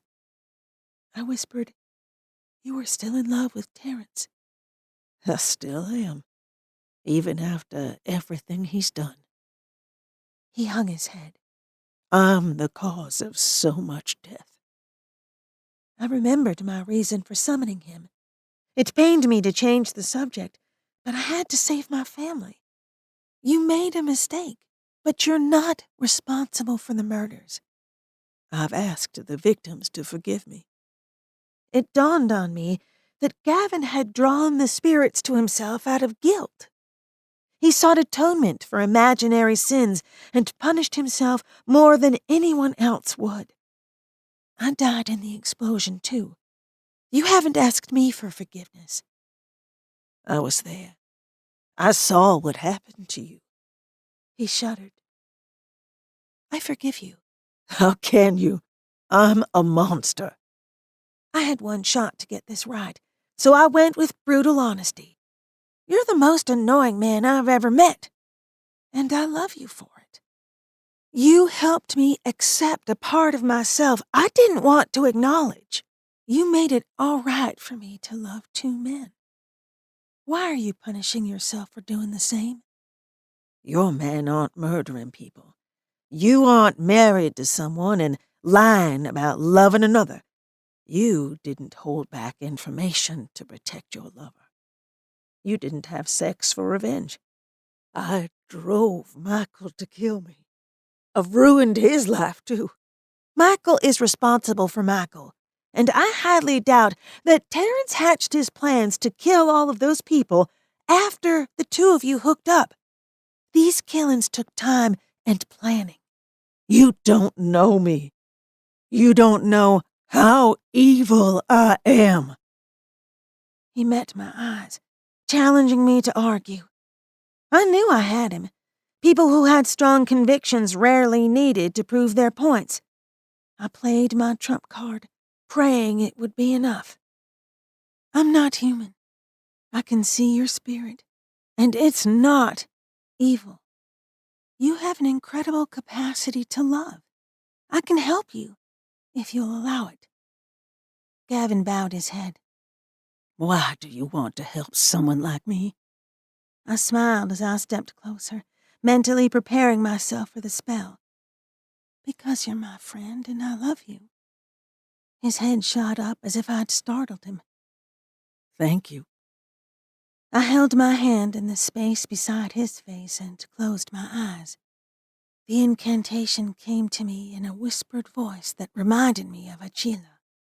While I didn't understand the meaning, I knew the intention of the spell. I sent healing energy into his spirit, much as I had sent healing into Betty's physical body. A white light surrounded Gavin and obscured my view. I repeated the words 3 times and whispered, "So it is said, so it is done." The light dimmed, starting at the floor and ending at his head. I covered my mouth and laughed, astonished. Gavin had transformed into the person I'd seen in the photographs, a handsome man with a contagious smile. He'd lost the translucent quality of most spirits, though still not completely solid. His energy filled the room. He looked down at himself and laughed. Well, hello, handsome. Indeed. I jumped up and threw my arms around him. I can hug you. He squeezed me until I groaned. Oh, I wonder if I can hug that man of yours. We'll see about that. My grin faded. Do you know where Terry and the other man are now? Vincent Johnny. Is that the dark-haired man? Yes. You should know his business associates wear fedoras and have names like Paulie and Guido. What does that mean? Gavin laughed. The mafia, baby. They have a particular interest in Vegas tourism. Once again, my brain refused to process his words. My mother and unborn sibling were at the mercy of the mafia? Could there be more people involved in this? More killers? We're talking big bucks. Vegas and Orlando are the top tourist destinations in the country. There's a lot of money to be made, be it at Disney or in the casinos. Big events like the Christmas extravaganza are a windfall for the city. My guess is that they sent as many people as necessary to finish the job. They have my mom. Are you sure?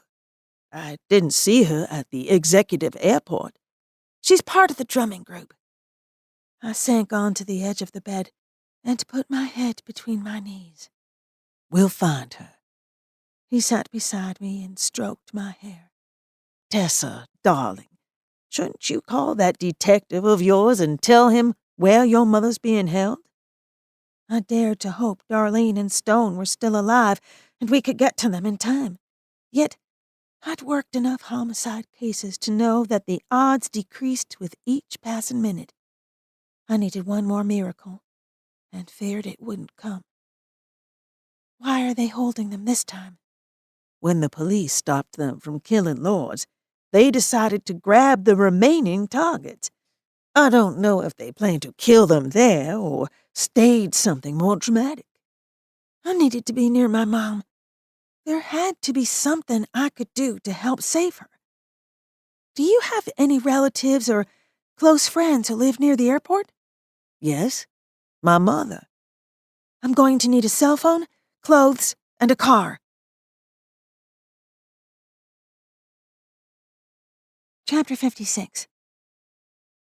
It took 15 minutes and one embarrassing childhood story to convince Gavin's mother that I was in contact with her son's spirit and we needed her help. She agreed to park and wait for me at a diner a half-mile from the airport. I'll see you at the restaurant after I check things out. Mom drives a silver Honda. I got it. I mentally ran through the plan one last time. You're sure you don't mind if I cast a forgetting spell on your mother? We aren't supposed to show outsiders our abilities. The elders— Tessa, it's fine. I understand. Gavin gave me a quick hug. Be careful. I know you can do the whole Lazarus thing, but I'd rather not think about you dying again. I'm not going close enough to get shot.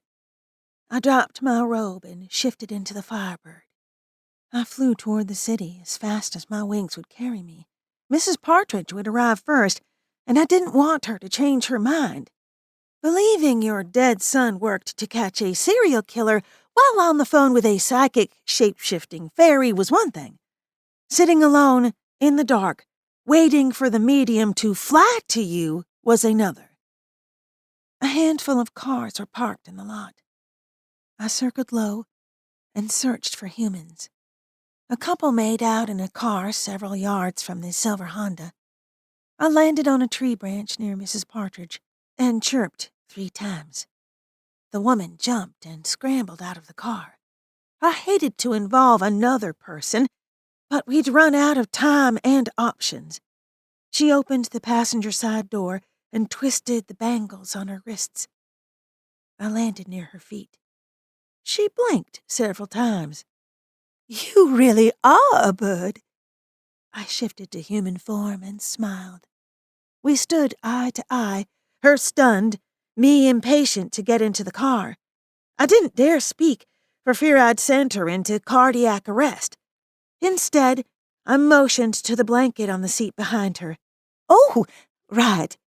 She fumbled with the blanket. When you called, I don't know what I thought. Thank you. I did my best to cover my important parts. May I get in? She flustered again, nearly tripping over her feet. I smiled and ducked into the car as she hurried back to the driver's seat. Forgive me. I'd almost convinced myself I'd imagined the entire conversation. It's unusual, to say the least, but I'm a spiritualist. I practice meditation, read tarot. Heck, I've been to seances, but I never thought I'd need one to talk to my son. I nodded through her rambling. She needed the time to vent. Gavin is a wonderful man. I've enjoyed getting to know him. Is he here? Gavin, is he here? She tossed her graying blonde braid over her shoulder. Not yet. I smiled and glanced in the back seat. She followed my gaze and blushed. Oh, yes, clothes. I brought you some clothes. I guess it's hard to carry a bag when you're flying. Yes, ma'am. Despite her nervous energy, I liked this woman. She had a hippie, free spirit vibe that put me at ease. Gavin will be here soon. I slid the patchwork dress over my head and tugged it down my body. It hung like a sack, but it beat sitting naked in a car with a stranger. Thanks again. I'll get this back to you. Gavin appeared in the back seat and touched his mother's arm. I love you, Mom. Mrs. Partridge turned her head and smiled. He's here. I can feel him. He is. The scene made me miss Darlene, something I hadn't done since I was a child. Please tell him I love him, she whispered. He heard you. He says he loves you too. His hand is on your arm. Gavin cleared the emotion from his throat. 6 hostages. They have Dennis Lords. 4 guards, including Terry. I didn't see Vincent. They're in hangar 103. May I borrow your cell phone? Mrs. Partridge handed me the phone and turned in her seat to where her son's spirit sat. She stared into his eyes as if she knew his exact position. I looked out the window to give them privacy and dialed Aaron. Detective Burns? It's Tessa. I have an address where they're holding Darlene and the others. I'm listening. His clipped tone gave me pause. I relayed the information and added, no sign of Vincent Gianni. Who? The man in the sketch. Vincent Gianni. Vegas Mafia. Saying the words aloud made them more real. Would you mind telling me how you know this? Gavin went in and did recon. Where are you? I'm at the diner on Crystal Lake Drive. I looked at the sky through the windshield, praying Aaron wouldn't start yelling. I needed him on my side. Damn it, Tessa! Get out of there now! I whispered, They have Darlene. Aaron sighed. I know, honey. Listen, we're going to do our best to get her out, but I need you to go home. I can't leave her. I know. He sighed. Stay out of the way. I disconnected the call. Gavin's voice drew my attention to the back seat. Now what? Now, I go to the hangar and wait. Tessa, don't. If things go wrong, you don't need to see. I'll be careful. I turned toward the driver's seat, planning to do the forgetting spell on Gavin's mother. Mrs. Partridge, I need you to take my hands for a moment. My door swung open, and cold metal pressed to the side of my head. Get out of the car. Mrs. Partridge struggled to turn the motor over. Put your hands on the wheel, or I'll put her brains in your lap. Vincent Gianni yanked me out of my seat as if I weighed nothing. Shift, Tessa! Gavin screamed. Mrs. Partridge gripped the wheel and closed her eyes. Her shoulders shook until Gavin rested his hand on the back of her head. Do as he says. I'm all right. I stilled next to Gianni, praying he would take me and leave her unharmed. I could shift at the first opportunity and would rise if he shot me. Mrs. Partridge didn't have that luxury. He jerked my arm hard enough to sprain my elbow, but I refused to cry out. I struggled to match his steps as we walked to a black sedan. He pushed me against the door and ran his hands over my body, checking for weapons. I'm unarmed. It dawned on me that I'd remained calm, although panic seemed like a normal reaction in this situation. He opened the door and shoved me toward the driver's seat. You're driving. Get in. I did as he instructed, keeping my eyes forward and my hands on the wheel. He climbed in behind me and held the gun to the back of my head. May I fasten my seatbelt? You have a gun to your head. He waved his free hand. Go ahead, try anything, and you're dead. You interrupted my dinner being here. Don't test me. I had no luck except the bad kind. Of all the places I could have chosen to meet Mrs. Partridge, I picked the place a hitman was having dinner. I grasped the belt at my shoulder so he could see my hands and fastened it. I've seen you around the murder scenes. Are you a cop? I'm a victim's advocate with the police department. He tossed the keys into my lap. Drive to the airport. I started the car, eased onto the road, and glanced at him in the rearview mirror. No seatbelt. I could ram the car into the concrete columns under the expressway, but the speed limit between here and the airport never topped 40. He'd fire the gun when I accelerated. He could shoot me, but he couldn't drive from the back seat. You a natural redhead? He rubbed his jaw. Yes. I had to distract him for a few seconds in order to shift and get away. I couldn't let him take me inside the hangar.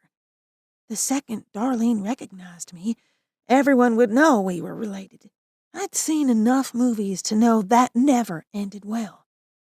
What were you doing sitting in a car with Partridge's mother? She called and asked for assistance filing the victim's comp paperwork with the state. I met his eyes in the mirror. I'm surprised you know her. Funerals interest me. He laughed. I worked to keep my expression blank. He'd attended Gavin's funeral. If I'd gone, I would have recognized him sooner. Are you going to kill me? Not unless I have to. Do you have any idea how much a natural redhead can make on her back? Mind if I roll the window down? I feel sick. I increased the pressure on the gas pedal. Touch that window, and I'll shoot you.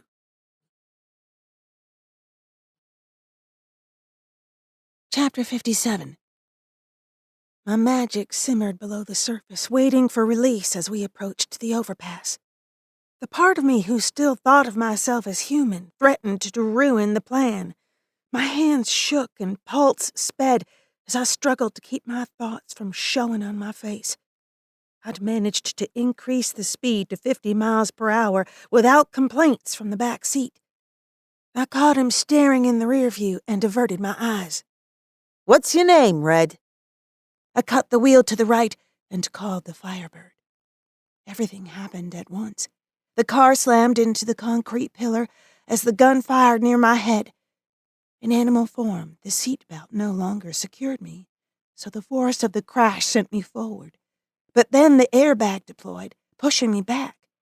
Though the bullet had whizzed by, my ears rang from the shot. Flames surrounded me as I freed my feet from the seatbelt and lunged for the windshield. Vincent moved in the back seat as I smashed through the remaining glass and flew from the car. I extinguished my flames as I gained altitude and headed for the airport. Pain on my left side made it difficult to pump my wings. I slowed and rode the wind. Did I break my ribs? When I injured my human body, I'd heal when I shifted. I never thought to ask if it worked in reverse, and I couldn't risk it now. I focused on the mystical connection that kept me tethered to Bryson to draw strength. I landed on an adjacent hangar, listening for signs of life. My human ears might have picked up words, but the Firebird couldn't distinguish tones from the distance. Gavin appeared beside me. Hey, little buddy. I shook my head. He rolled his eyes. Activate your Wonder Twin powers and shift into a human. As soon as I changed, the night air cut through my exposed skin and into my bones. The pain I'd felt in my spirit animal exploded in human form. Each breath added to the agony. How's your mother? Shaken up, but she'll be fine. Are you hurt? I think I might have broken some ribs. My side is killing me and it hurts to breathe. Suck it up, hell girl. I curled up as much as the pain would allow. The hostages are in a room on the back side of the hangar. I lifted my head. They're isolated from the guards? Yes, please try to keep up. I had to do something, but every idea sounded more preposterous than the last. I wonder if I could burn a hole through the wall and sneak them out. He motioned to me. Can you melt through metal walls? My bare skin was no match for the chilly air. My magic should have kept my body temperature elevated. I chalked it up to my injured ribs and forced myself to concentrate. I don't know if I can focus my fire enough to burn through metal. Can you find me something to wear? I'll see what I can do. How are you going to hide your powers? I hadn't stopped to consider the logistics. I don't have time to worry about it. I need to practice on one of the hangars on the far side of the runway, and I need clothes. Gavin vanished. I shifted and flew to the other side of the airport. When the elders attempted to bind me, I'd used the fire to create a circle, but I'd never tried anything like this. My flames ignited and I pushed against the wall. The metal heated but didn't give. I envisioned the flames joining in a focused column at my wing. To my surprise, a cone-shaped beam of fire formed. Gavin appeared beside me. I have to tell you, this fire thing you have going on scares me. I shifted to human form and sighed. It scares me too. Hang in there, honey. You can do this. I turned back and imagined my magic flowing out of my hand. When I touched the wall, I pushed more energy into my palm. The metal heated until I pushed through. It worked! He laughed. I took a step back, light-headed. I may not be strong enough to make a large hole. Nonsense. I found coveralls. Let's do this. I shifted, though it took more time than usual to make the transformation. Gavin led me to another hangar. I slipped through an open exhaust vent and into the building. When I returned to human form, my side throbbed and my head spun. Shifting should have healed my wounds, but I'd never injured the firebird. I need to find a way to refuel my magic. You look sick. Gavin pressed his hand to my forehead. Thanks, I smirked as I zipped up a pair of coveralls. You need to eat something. I'm okay. Rather than risking shifting again, I jogged toward the hangar with the hostages. Armored vehicles approached from a side road, and I pressed my back against the edge of the building. In the distance, police cruisers and unmarked cars filed in. I didn't know how long it would take them to breach the building, but I needed to hurry. Where should I make the hole? Gavin stuck his head through the wall, walked several feet, and looked inside again. Here. I crouched down and pressed my hand to the wall. My magic strained to travel down my arm and out my hand. After what felt like forever, the metal gave way beneath my palm. People scattered and shouted from inside the room. You have to be quiet. I doubted they heard me, but I didn't dare scream over their voices.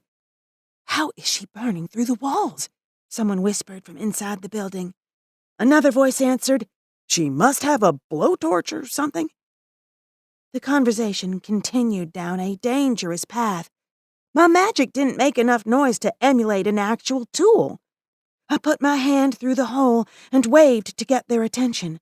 When they settled, I removed my hand and whispered, I'm trying to get you out, but I need you to be quiet and move away from the wall. Dennis Lords looked back and nodded.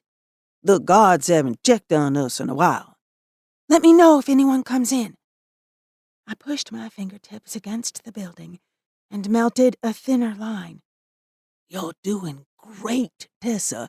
The guards are still in the main hangar, Gavin whispered. After some trial and error, I found moving my fingers as I went increased my speed. Spots danced in the corners of my eyes and my arm trembled, but I kept going. She's almost got it. Bend the metal out of the way, Dennis said from inside.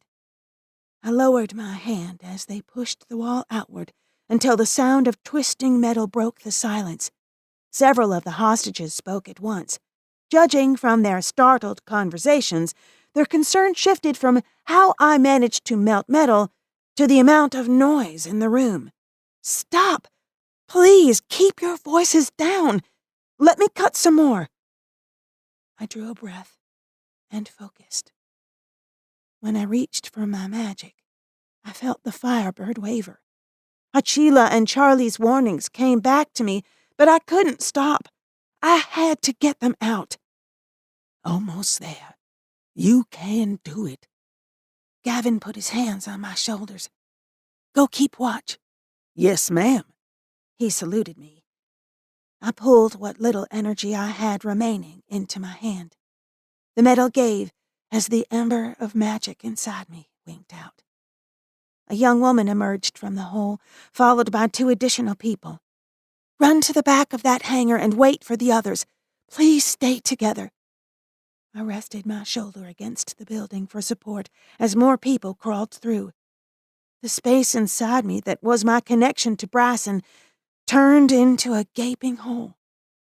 I'd never experienced anything like it. Not even Charlie's loss left me in such mind-numbing agony. Tessa! Oh my God! Tessa! Darlene threw her arms around me. Shh, Mama. You have to go. Follow the others. I'll be right there. She pulled me tighter and whispered, I thought I'd never see you again. I love you, baby girl. I love you too. Stone emerged from the building and smiled. Dennis Lords followed. I'm the last one out. Let's go. I took a step forward and stumbled. Stone and Dennis caught me before I hit the ground. The basketball player hoisted me to his shoulder. We made it to the others as someone shouted inside the hangar. I murmured, Hurry. They know we're gone. Dennis motioned to the next building and whispered, Quickly now. Stay together. I hung over his shoulder as the group moved from hangar to hangar.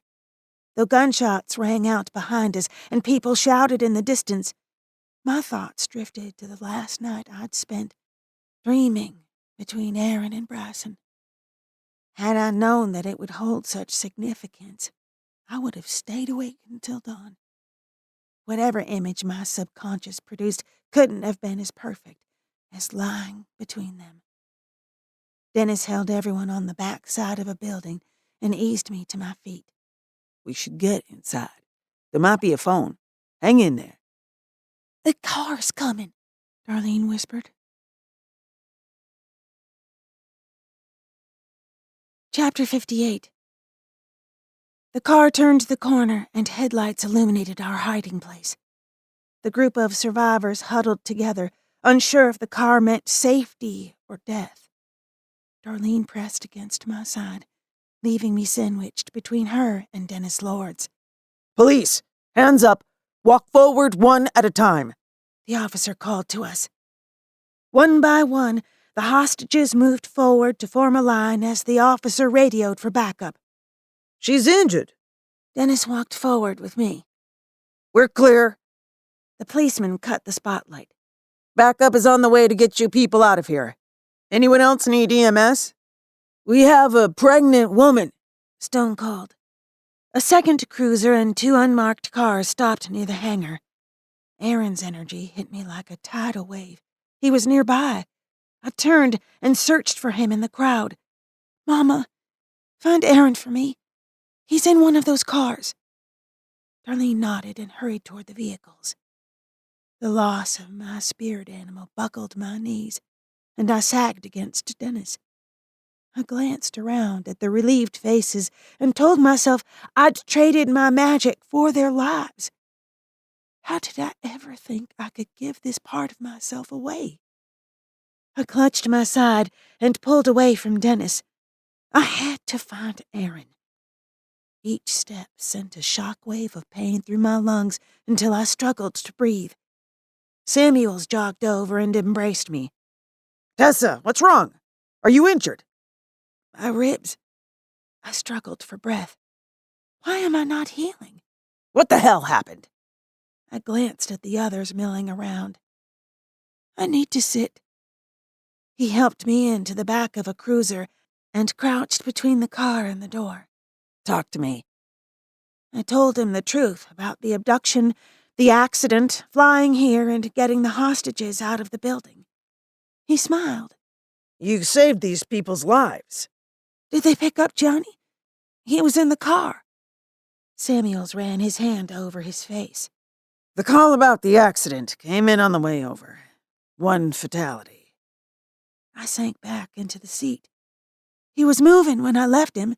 Sweetheart, the car was fully engulfed when fire and rescue arrived. I gasped, sending pain from my chest to my toes. He touched my arm to get my attention. EMS is on the way. It's not something conventional medicine can fix. Right. Do you need to change into our feathered friend to heal? I can't. The firebird is gone. He folded his arms. You're worrying me. I looked past him to the crowd. I need to see Aaron. In a minute. You say Johnny grabbed you from the car right after you hung up with Aaron? Samuels nodded his head slowly. Yes? You say you were on your way home? He continued to nod. I was. Good girl. Let me talk to Aaron. He drew a sharp breath and stood.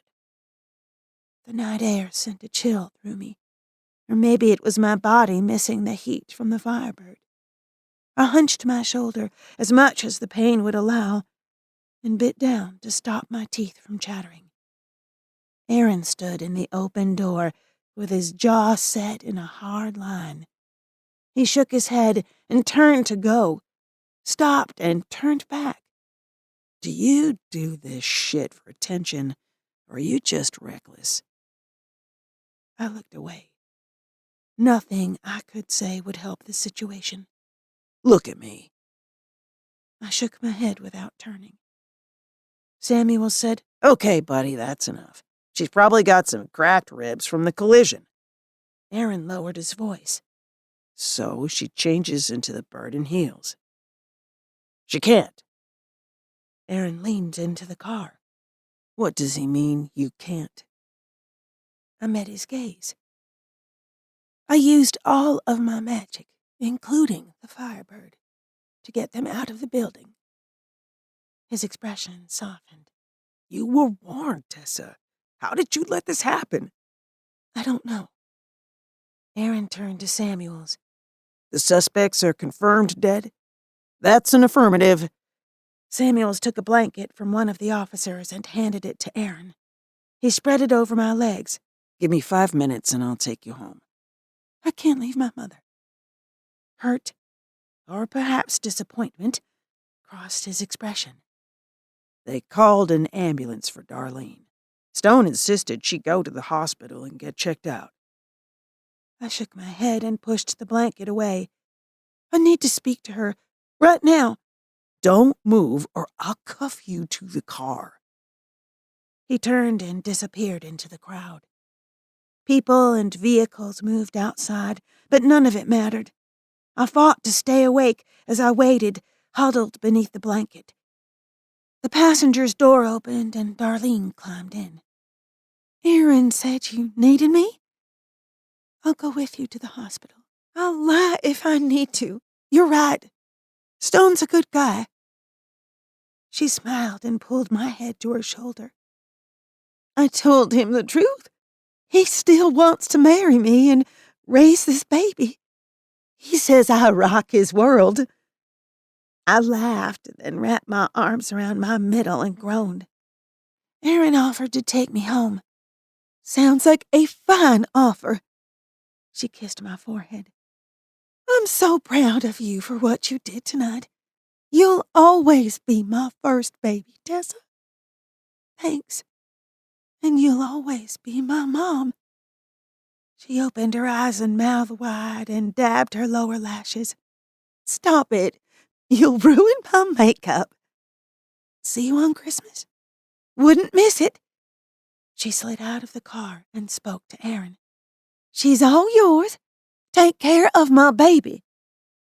Aaron helped me to the front seat and buckled my seatbelt. I'm surprised Bryson isn't here. Without the firebird, he can't sense me. I stared out the window as we drove out of the airport. Then how did you know I was here? You sent Darlene to find me. My mouth opened, but I snapped it shut. Was he right? I'd felt his energy when he pulled up, and it drew me to him now. I don't know. He took my hand. A flutter of magic passed between us. Maybe there's still hope. His touch brought the same sense of peace as before. I focused on the feeling and welcomed it to wash over me. Maybe. Get some rest. Aaron kissed my hand. I closed my eyes and sighed. Tessa, wake up. He shook my shoulder. I opened my eyes, surprised we'd made it home already. Tessa, can you hear me? The urgency in his voice registered, but my limbs refused to cooperate. I needed to sleep.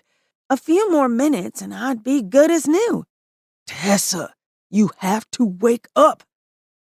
I woke to Aaron shaking me like a madman. My molars clanked together and my neck felt like it might snap. Listen to me. The elders are here. Bryson's injured. Pain tore through my shoulder, waking me. I tried to lift my arm to check for blood, but it refused to cooperate. Aaron, hovered over me. I blinked up at him as the fog cleared from my brain. Did you bite me? Sorry. I need you to get up. My head weighed 4 times more than usual. I couldn't lift it or move my limbs. Why am I on the ground? Something is paralyzing me. Did I die again? My level of fatigue puzzled me. I hadn't felt this lethargic at the airport. Why now? A spell? I moved you from the car. He lowered his voice. Listen to me. We're at your place. The elders are here. They refuse to speak to me. They have Bryson and demand to talk to you. You have to shift and heal. I focused my attention on the ember in my gut. Ash remained where the fire once burned. I pressed my hand to my belly as if mourning a lost child. She's gone. No, sweetheart. I can still sense her. You have to try. I didn't understand what had happened, but the desperation in his eyes was enough to convince me he spoke the truth. My teeth chattered, making it difficult to form the words. Kiss me. He leaned in and hesitated. What if you shift? That'd be a good thing. Aaron pressed his lips to mine and pulled my limp body against his chest. Warm tears fell to my cheeks, but I didn't know if they belonged to him or me. His arms tightened, wrapping me in warmth. He deepened the kiss until my lips ached from the pressure. The firebird struggled to rise inside me. Aaron broke the kiss. I can feel your magic. Can you shift now? I don't think so. I lifted my hand to his face and met his eyes. Will you take me as your mate? He pressed his lips into a thin line. We don't have time for mating or whatever you're asking me to do. Time was working against us, but I didn't have many options. If I claim you, I can access Bryson's magic inside you. Aaron glanced back toward the house, then back. Whatever he saw worried him enough to consider my request. What about Bryson? He claimed me. I'll claim you. Exhaustion threatened to pull me under again. I struggled to keep my eyes open. Do you love me? The earnest tone in his voice tightened my chest. The situation was far from ideal, but it didn't change my feelings for him. I do, and I'd want to do this even if we weren't in danger. He searched my eyes and nodded. Okay, do it. I took an unsteady breath and whispered, Aaron, will you have me as your mate? Yes. He squeezed my hand. I, Tessa, daughter of Achila, claim you now and forever as my mate. My heart and my life are yours. I smiled. Your turn, he whispered. I, Aaron, claim you, Tessa, now and forever as my mate. My heart and life are yours. Kiss me. He brushed his lips across mine, and our magic joined. I gasped as the firebird flared to life, and heat returned to my blood. Two halves are now as one. I will walk with you as one spirit shared between two bodies for the remainder of my days. Aaron sat back and stared with a mixture of fear and awe. I sat upright. So it is said. So it is done. That's one hell of a way to get a guy to marry you. Chapter 59. Bryson's chest sagged against the oak tree in the front yard. Welts and cuts covered his back, and blood soaked the ropes binding his hands. I glanced toward May's darkened windows and prayed the ladies hadn't witnessed the beating. John Macon stood near the tree with 5 of his henchmen. Glad you could wake up and join us.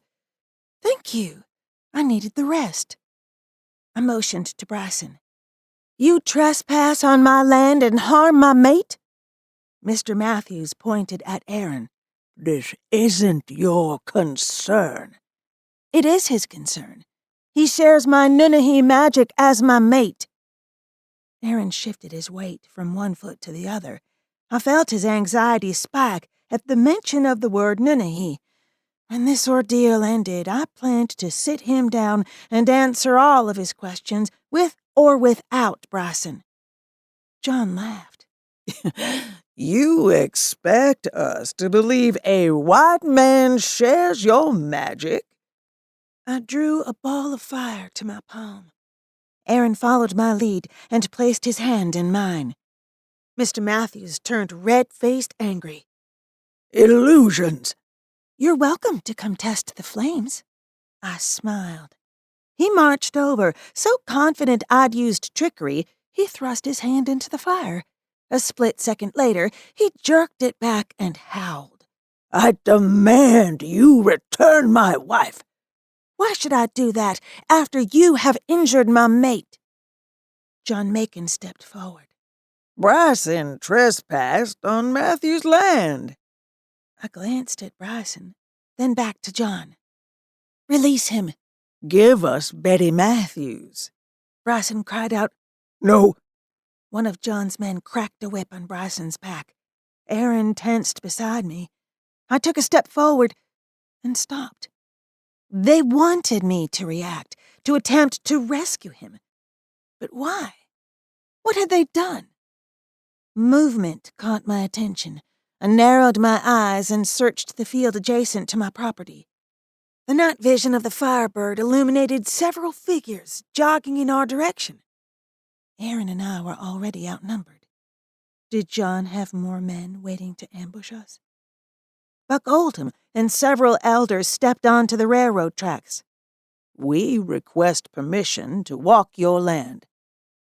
I dipped my chin to hide my relieved expression from John and the others, then turned and motioned to the newcomers. You and your companions are welcome here, Buck Oldham.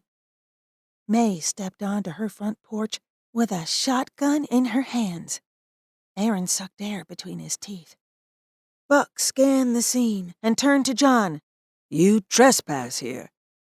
They keep something that doesn't belong to them, John said. I nodded. I healed Betty Matthews. When I learned she was attacked in her home, I offered her safe haven. Buck said, A woman isn't property. My wife belongs to me, Mr. Matthews shouted. Buck motioned in my direction. Do you believe she is in danger if returned to her husband? I do. I made eye contact with Mr. Matthews. Her husband has beaten her twice that I know of, and John Macon has attacked her with magic at least once. John laughed. The girl will say or do anything to save her skin. Do you have proof? Buck looked from John to me. I had a hunch that Bryson had gone to Matthews to find something to use in the spell. I threw the dice, betting on my intuition. I can prove Mr. Matthews shifted and attacked his wife, but I need my mate to complete the spell. Buck nodded. Release Bryson.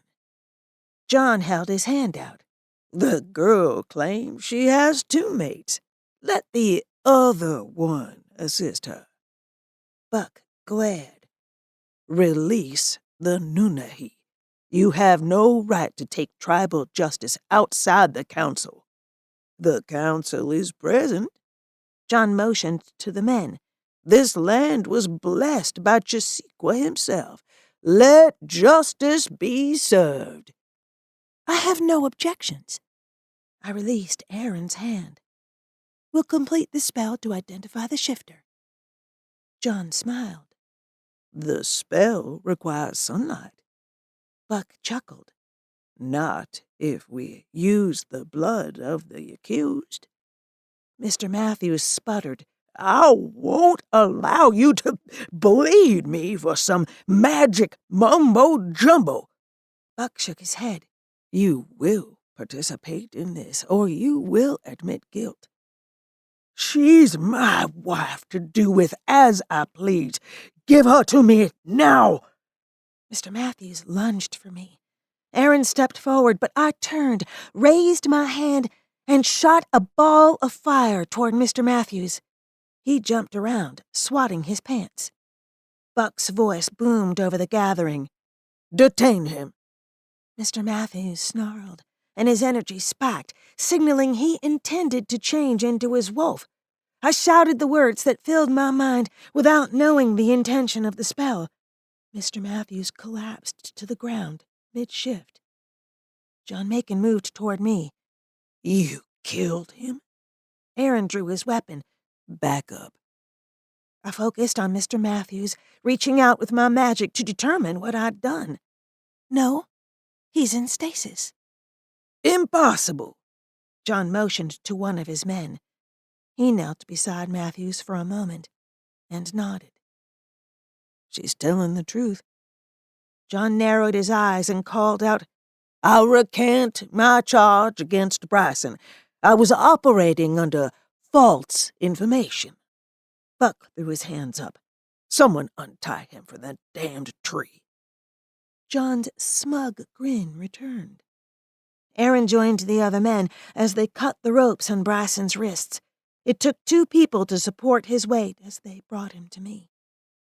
Bryson sank to the ground and stared off into the distance.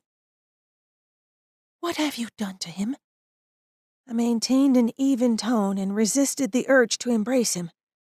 One misstep, and we'd all pay. Bryson's chin rested on his chest as if he couldn't lift his head. I didn't understand why he didn't shift and heal himself. John's smile broadened. I took out an insurance policy against the firebird. The events of the night played through my head. My weakness, inability to heal, the loss of my magic, the sense of emptiness. It had felt as if I were dying, and I'd welcomed it. They bound his magic. Oh, Bryson, no. I promised myself I would taste John Macon's blood before the end of the night. You will unbind him immediately. Who are you to order me around, girl? I will return what is his when you submit to punishment for your crimes against the tribe. John winked. However, we're finished here tonight. I'm still in charge here. I will say when we are finished. Buck looked over those gathered. I call a vote in the matter of the firebird. I had to hand it to the man. He knew how to take advantage of a situation. With Mr. Matthews down, the stalemate ended. I have no objections. Those in favor of binding the firebird step forward. John and 2 of his flunkies stepped forward. He turned his smiling face toward his former supporters. The men would likely live to regret their decision to change sides. The matter is closed. Buck pointed at John. You will return Bryson's magic. John held his hands out. I'm not Nunnehi with endless energy. My magic comes from spells. I don't have the necessary ingredients here. Buck's chin rose as he glanced from John to me, and finally Aaron. The one who shares his essence can release Bryson's magic. Give him the words. John's eyes widened. The Nunnehi shared himself with an outsider? I couldn't hide my smile or the swell of pride as Aaron stepped forward with his head held high. Regardless of the risks, he wouldn't hesitate to go against John Macon to save Bryson. Aaron said, You were ordered to give me the words. John glanced between us and scowled as he pulled a gold coin from his pocket.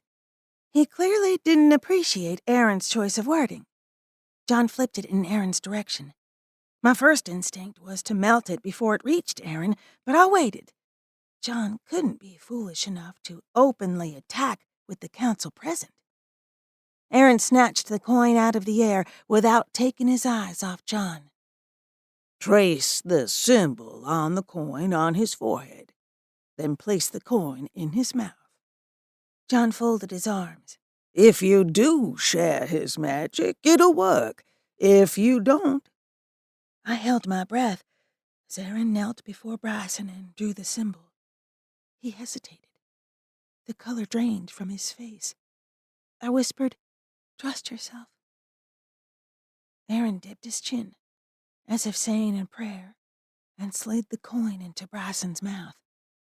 Time slowed as we waited for something to happen. I'd all but given up when the intelligence returned to Bryson's eyes. He held my gaze, communicating more in those few precious seconds than most could in volumes of pages. My mate's energy changed, and I exhaled in anticipation of what would happen next.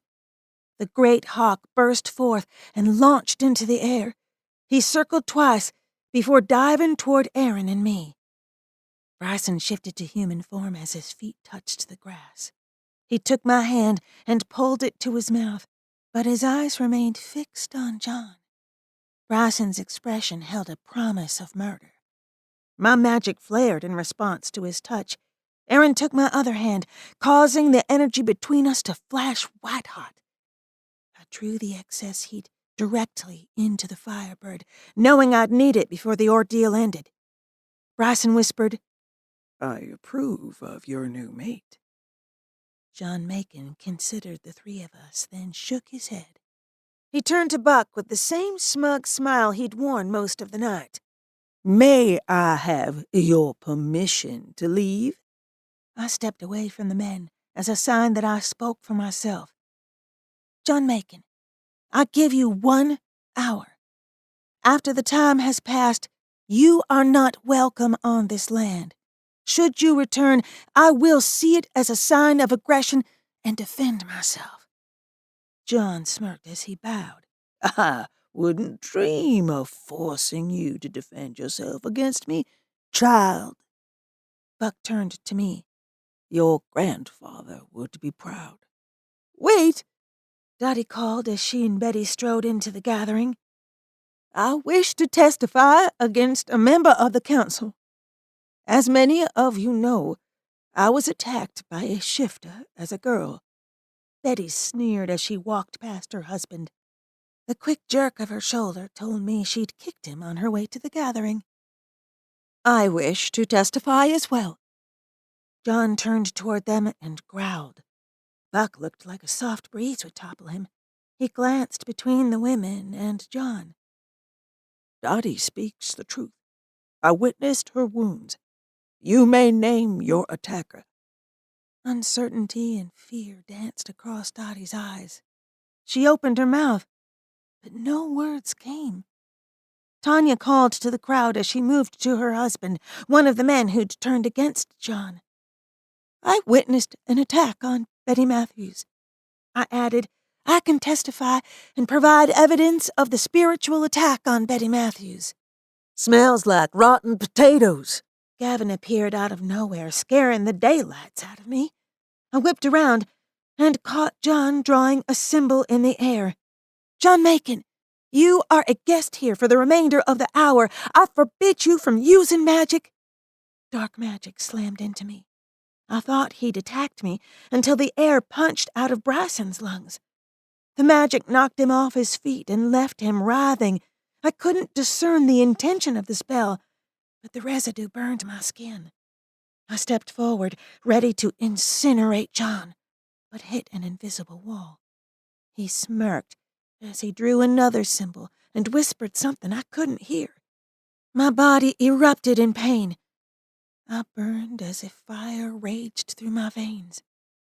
The firebird writhed and shrieked as it pulled itself from my cells, reforming into a separate being inside me.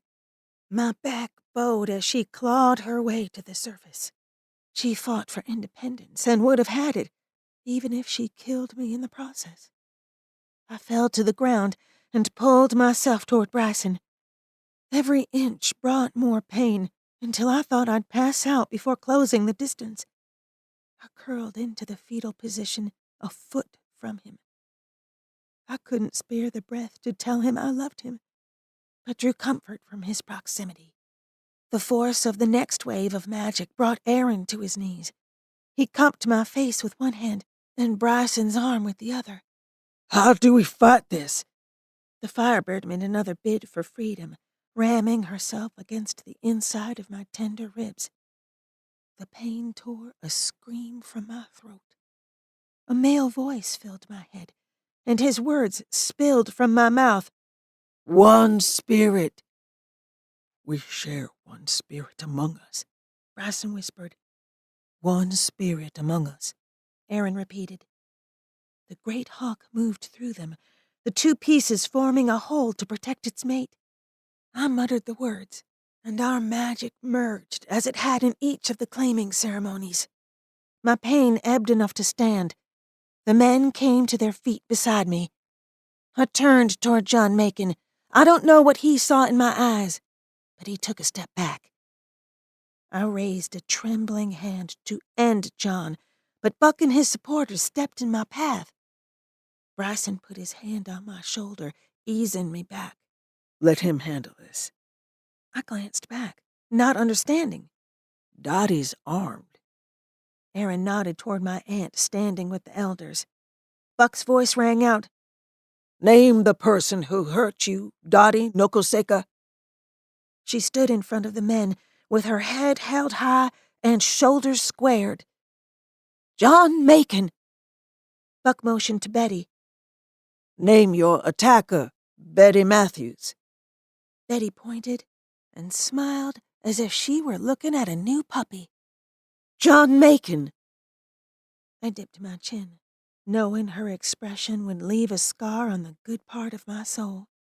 Let justice be served, Buck said. A gunshot startled me back to the proceedings. Dottie lowered the pistol to her side and nodded. Let justice be served. John Macon's unseeing eyes stared straight ahead, a single bullet hole between his eyes. Gavin appeared next to me and smiled. Well, I'll be damned. Now I see where you get it. I covered my mouth and turned to my men. I'd been through a lot, but my troubles were nothing in comparison to my aunt's. I'd been raised to believe that vengeance belonged to the Lord. I couldn't help but wonder if taking John Macon's life would haunt her or free her from her past. Chapter 60. Christmas Eve brought a different kind of magic. This year, rather than spending the night wrapping gifts and drinking hot cocoa, we dressed for a ball. The mayor had invited the victims' families, law enforcement, and first responders to a night of remembrance.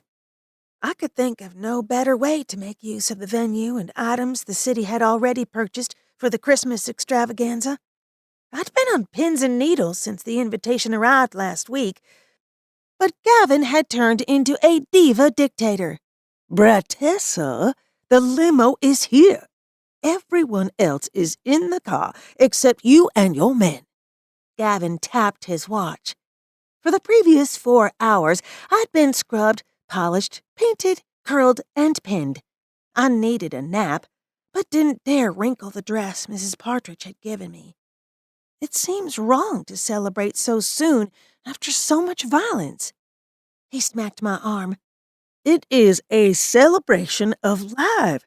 We need a night of food and dancing to start the healing process. Now get in the car. Ready to go? Bryson stood in the doorway, staring as if he'd seen Santa carrying the baby Jesus in a pot of leprechaun gold. You're stunning. The compliment and my impure thoughts when I saw him in his tux made me blush from the tips of my ears to my chest. Thank you. You look amazing. Aaron stood when we walked into the living room. Between his million-watt smile and the slim-fitted tux, he looked like the star of a spy movie. Wow, Tessa. Wow. Gavin clapped his hands. Yes, you all look fabulous. Now get in the car. I walked to the limo with Bryson and Aaron on either side. Merry Christmas. The uniformed driver turned to us, and his smile shriveled. You? No. No way. You're getting in my car. Pick me up, Steve? I took a step back. You're still driving people around? His eyes narrowed as he pointed. No thanks to you. I'm really sorry. I was working on the serial killer case. My apartment burned down. It was a bad time. You're a Christmas hater. He folded his arms. I don't allow Grinches in my limousine. What's the holdup? Gavin put his hands on his hips. I smiled. I'm very sorry I caused the accident and you lost your job. But you're wrong about me. I love Christmas. Look at my family. How could I not love a day spent with them? He looked doubtful. It's a shame someone with so much holiday spirit has to work on Christmas Eve. Would you like to join us at the party? Tessa, have you lost your mind? Gavin threw up his hands. I'd like that. Steve smiled. I have Christmas carols for the drive. Aaron cringed. If you play the 12 Days of Christmas, I'll rescind your invitation. Steve bobbed his head. Yeah, that one's going to be a problem this year. As the others joked and sang along with Steve, I pressed my hand to the window and watched the passing scenery. We'd been through a lot. It seemed like ages since Charlie died, but times like this, it felt like yesterday. What are you thinking about? Bryson whispered. Christmases, past, present, and future. I smiled. When I was little, Charlie would take me out looking for the house with the prettiest lights. Every year, I picked our house as the winner. And this year? Your lights get the blue ribbon. Thank you. He squeezed my hand. Aaron sat across from us, smiling and nodding as May regaled him with Maddie's latest caper. Seems the dog had opened the closet door and found the candy meant to go into our stockings. 5 pounds of it. Dottie and Darlene debated the pros and cons of finding out the baby's sex early, while Stone listened. The goofy smile on his face told me he'd be happy either way. I looked forward to next Christmas when I'd have a new sibling to spoil. The buildings grew taller as we approached downtown Orlando. The city had come together to honor the ones lost in the previous weeks. Red and green lights lit skyscrapers and smaller historic buildings. Banners with the names of the victims and the slogan, "Your spirit lives on," hung from the overpasses. Steve exited the freeway. A few moments later, he turned into the swanky country club and parked under the portico. This is our stop. I pressed my hand to the window and stared. I feel like Cinderella. May flashed me a grin. With 2 princes and no pumpkins. Steve opened my door and offered his hand. Thank you for the invitation. You're welcome. He kissed my knuckles. I'll be inside as soon as I park. With a ghost at my side, I stepped into the most beautiful building I'd ever seen. Christmas trees lined the room, some tall enough to reach the second story. Garland and twinkling lights hung from the rafters and circled the columns. Centerpieces with white feathers and flowers graced the tables. Behind me, May and Dottie chattered about the decorations. Darlene and Stone headed for the food, and my men whispered secret Christmas plans. Gavin moved to my side. What do you think? It's breathtaking. I walked further into the room, taking it all in. I had a hand in most of the planning, right down to the patterns on the forks. He beamed. May I have this dance? I'm going to look a little silly out there dancing alone. As if you care what people think.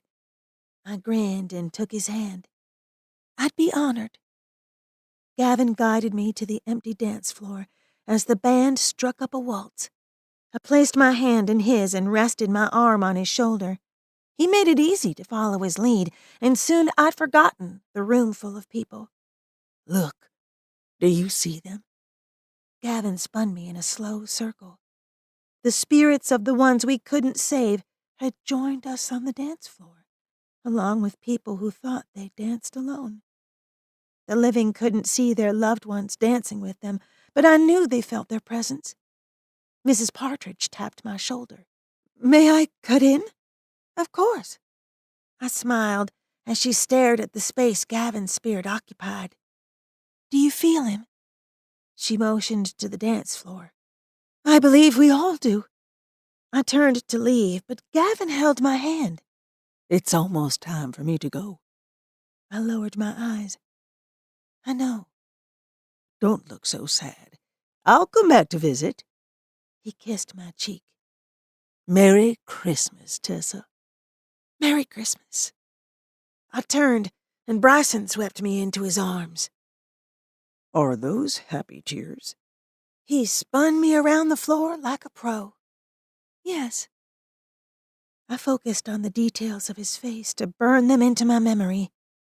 Why didn't you tell me how hard it would be on you if I gave up my magic? I didn't want to influence your decision. You've lost so much. How could I take your humanity from you, too? I stopped dancing and touched his face. I've had loss this year, but I've also been blessed. Truly blessed. Aaron tapped Bryson's shoulder. May I? Bryson kissed my cheek and handed me off to Aaron. I'm not much of a dancer. He pulled me close and swayed to the music. I laughed. I don't know about that. This move's not bad. I'm glad you approve. I've been working on it since junior high. He sang softly as we danced and pulled away now and then to look into my eyes. When the song ended, Aaron and I joined my family at the table. The mayor took the stage, welcoming the families to the gala. A video montage of the victims celebrating past holiday seasons brought tears to my eyes. The mayor returned to the podium. I'd like to ask the police officers and first responders to rise. Aaron stood and motioned for me to join him. I'm not a police officer, I protested.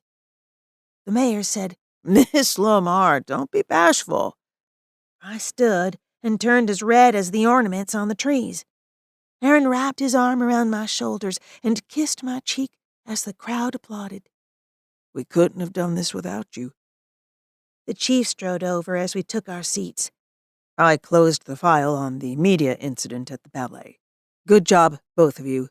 But next time, keep it off camera. Will do, Chief. Aaron cleared his throat. Merry Christmas, Chief. I turned back to the table. Darlene furrowed her brow. You were on the news again? How did I miss it? Tessa and Aaron got caught kissing on the job. May had that devilish twinkle in her eyes. Darlene glanced between Aaron, Bryson, and I. One day I'll figure this all out. Stone chuckled. It's free love, baby.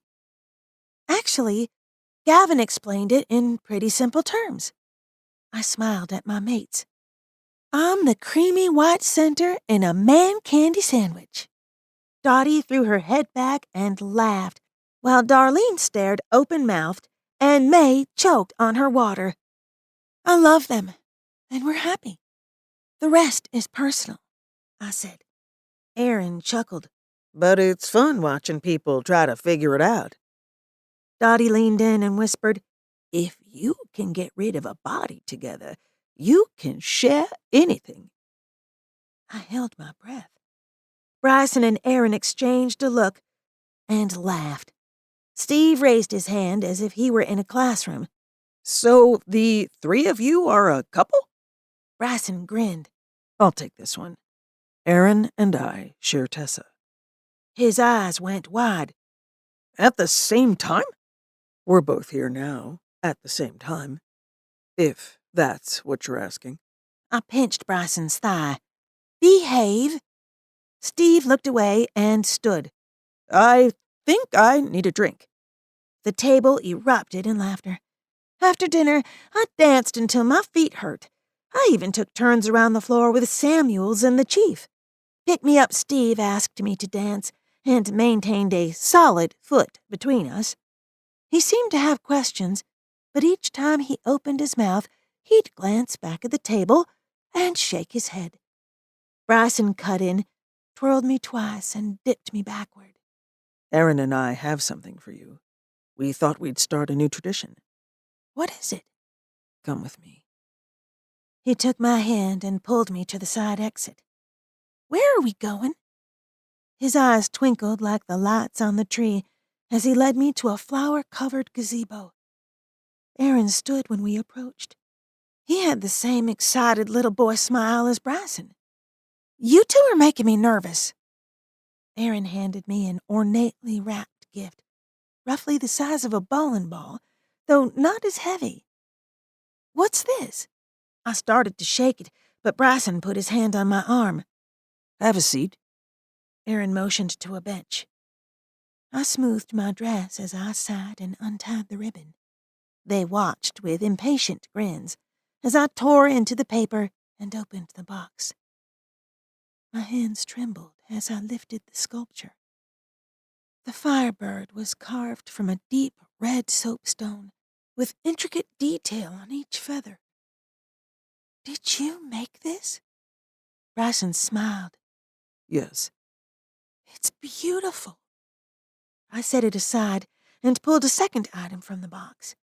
I removed the tissue paper to reveal a photograph of the three of us sitting on the porch steps. I thought I lost this in the fire. Aaron grinned. I found a copy of it on my computer. Thank you. They're perfect. I hugged them both. We have one more gift. Bryson motioned for me to sit. This is too much. Looking at them, side by side in their tuxes, I wondered how one woman could be so lucky. When they went to one knee in front of me, I nearly fainted. Bryson took my hand. Tessa, you've taught me the meaning of the word strength. Aaron took the other. You've challenged me to be a better man. You've reminded me that life is meaningless without love. Bryson smiled. And you've given me a family again. Aaron turned his head and cleared his throat. I looked between them, struggling to keep quiet. Bryson reached in his pocket, and I covered my mouth. Bryson held the small black box, and Aaron opened it. The ring inside stole my breath. A thin, diamond-encrusted band coiled around two round diamonds to form the delicate ring. They spoke together. Will you wear this ring as a symbol of our love and commitment? I closed my eyes and nodded. Aaron slid the ring halfway onto my finger, and Bryson finished the job. They stood and pulled me to my feet. Bryson turned my face toward his and pressed his lips to mine. Aaron nuzzled my neck until I turned and kissed him. Bryson grinned. How do you feel about spending next week and New Year's at my place in North Carolina? A new tradition. Just the three of us. Aaron whispered as he left a trail of kisses down my neck. Starting the new year in the mountains sounds perfect. I pulled back from them and bit my lip. I have questions. They exchanged a look and sighed. We'll figure it all out. In time. I laughed. What would you two have done if I said yes to one and not the other? Tessa? Are you two always going to speak in unison? It'll save time, but I can see where it's going to be annoying. Aaron pulled me against him and kissed me until I forgot my questions. To make sure they stayed forgotten, Bryson kissed me too. The end. This has been 12 Spirits of Christmas, Tessa Lamar Novels, Volume 2, written by Kathryn M. Hearst, narrated by Holly Adams, a member of SAG-AFTRA. Copyright 2017 by Wyndham House. Production copyright 2017 by Kathryn M. Hearst.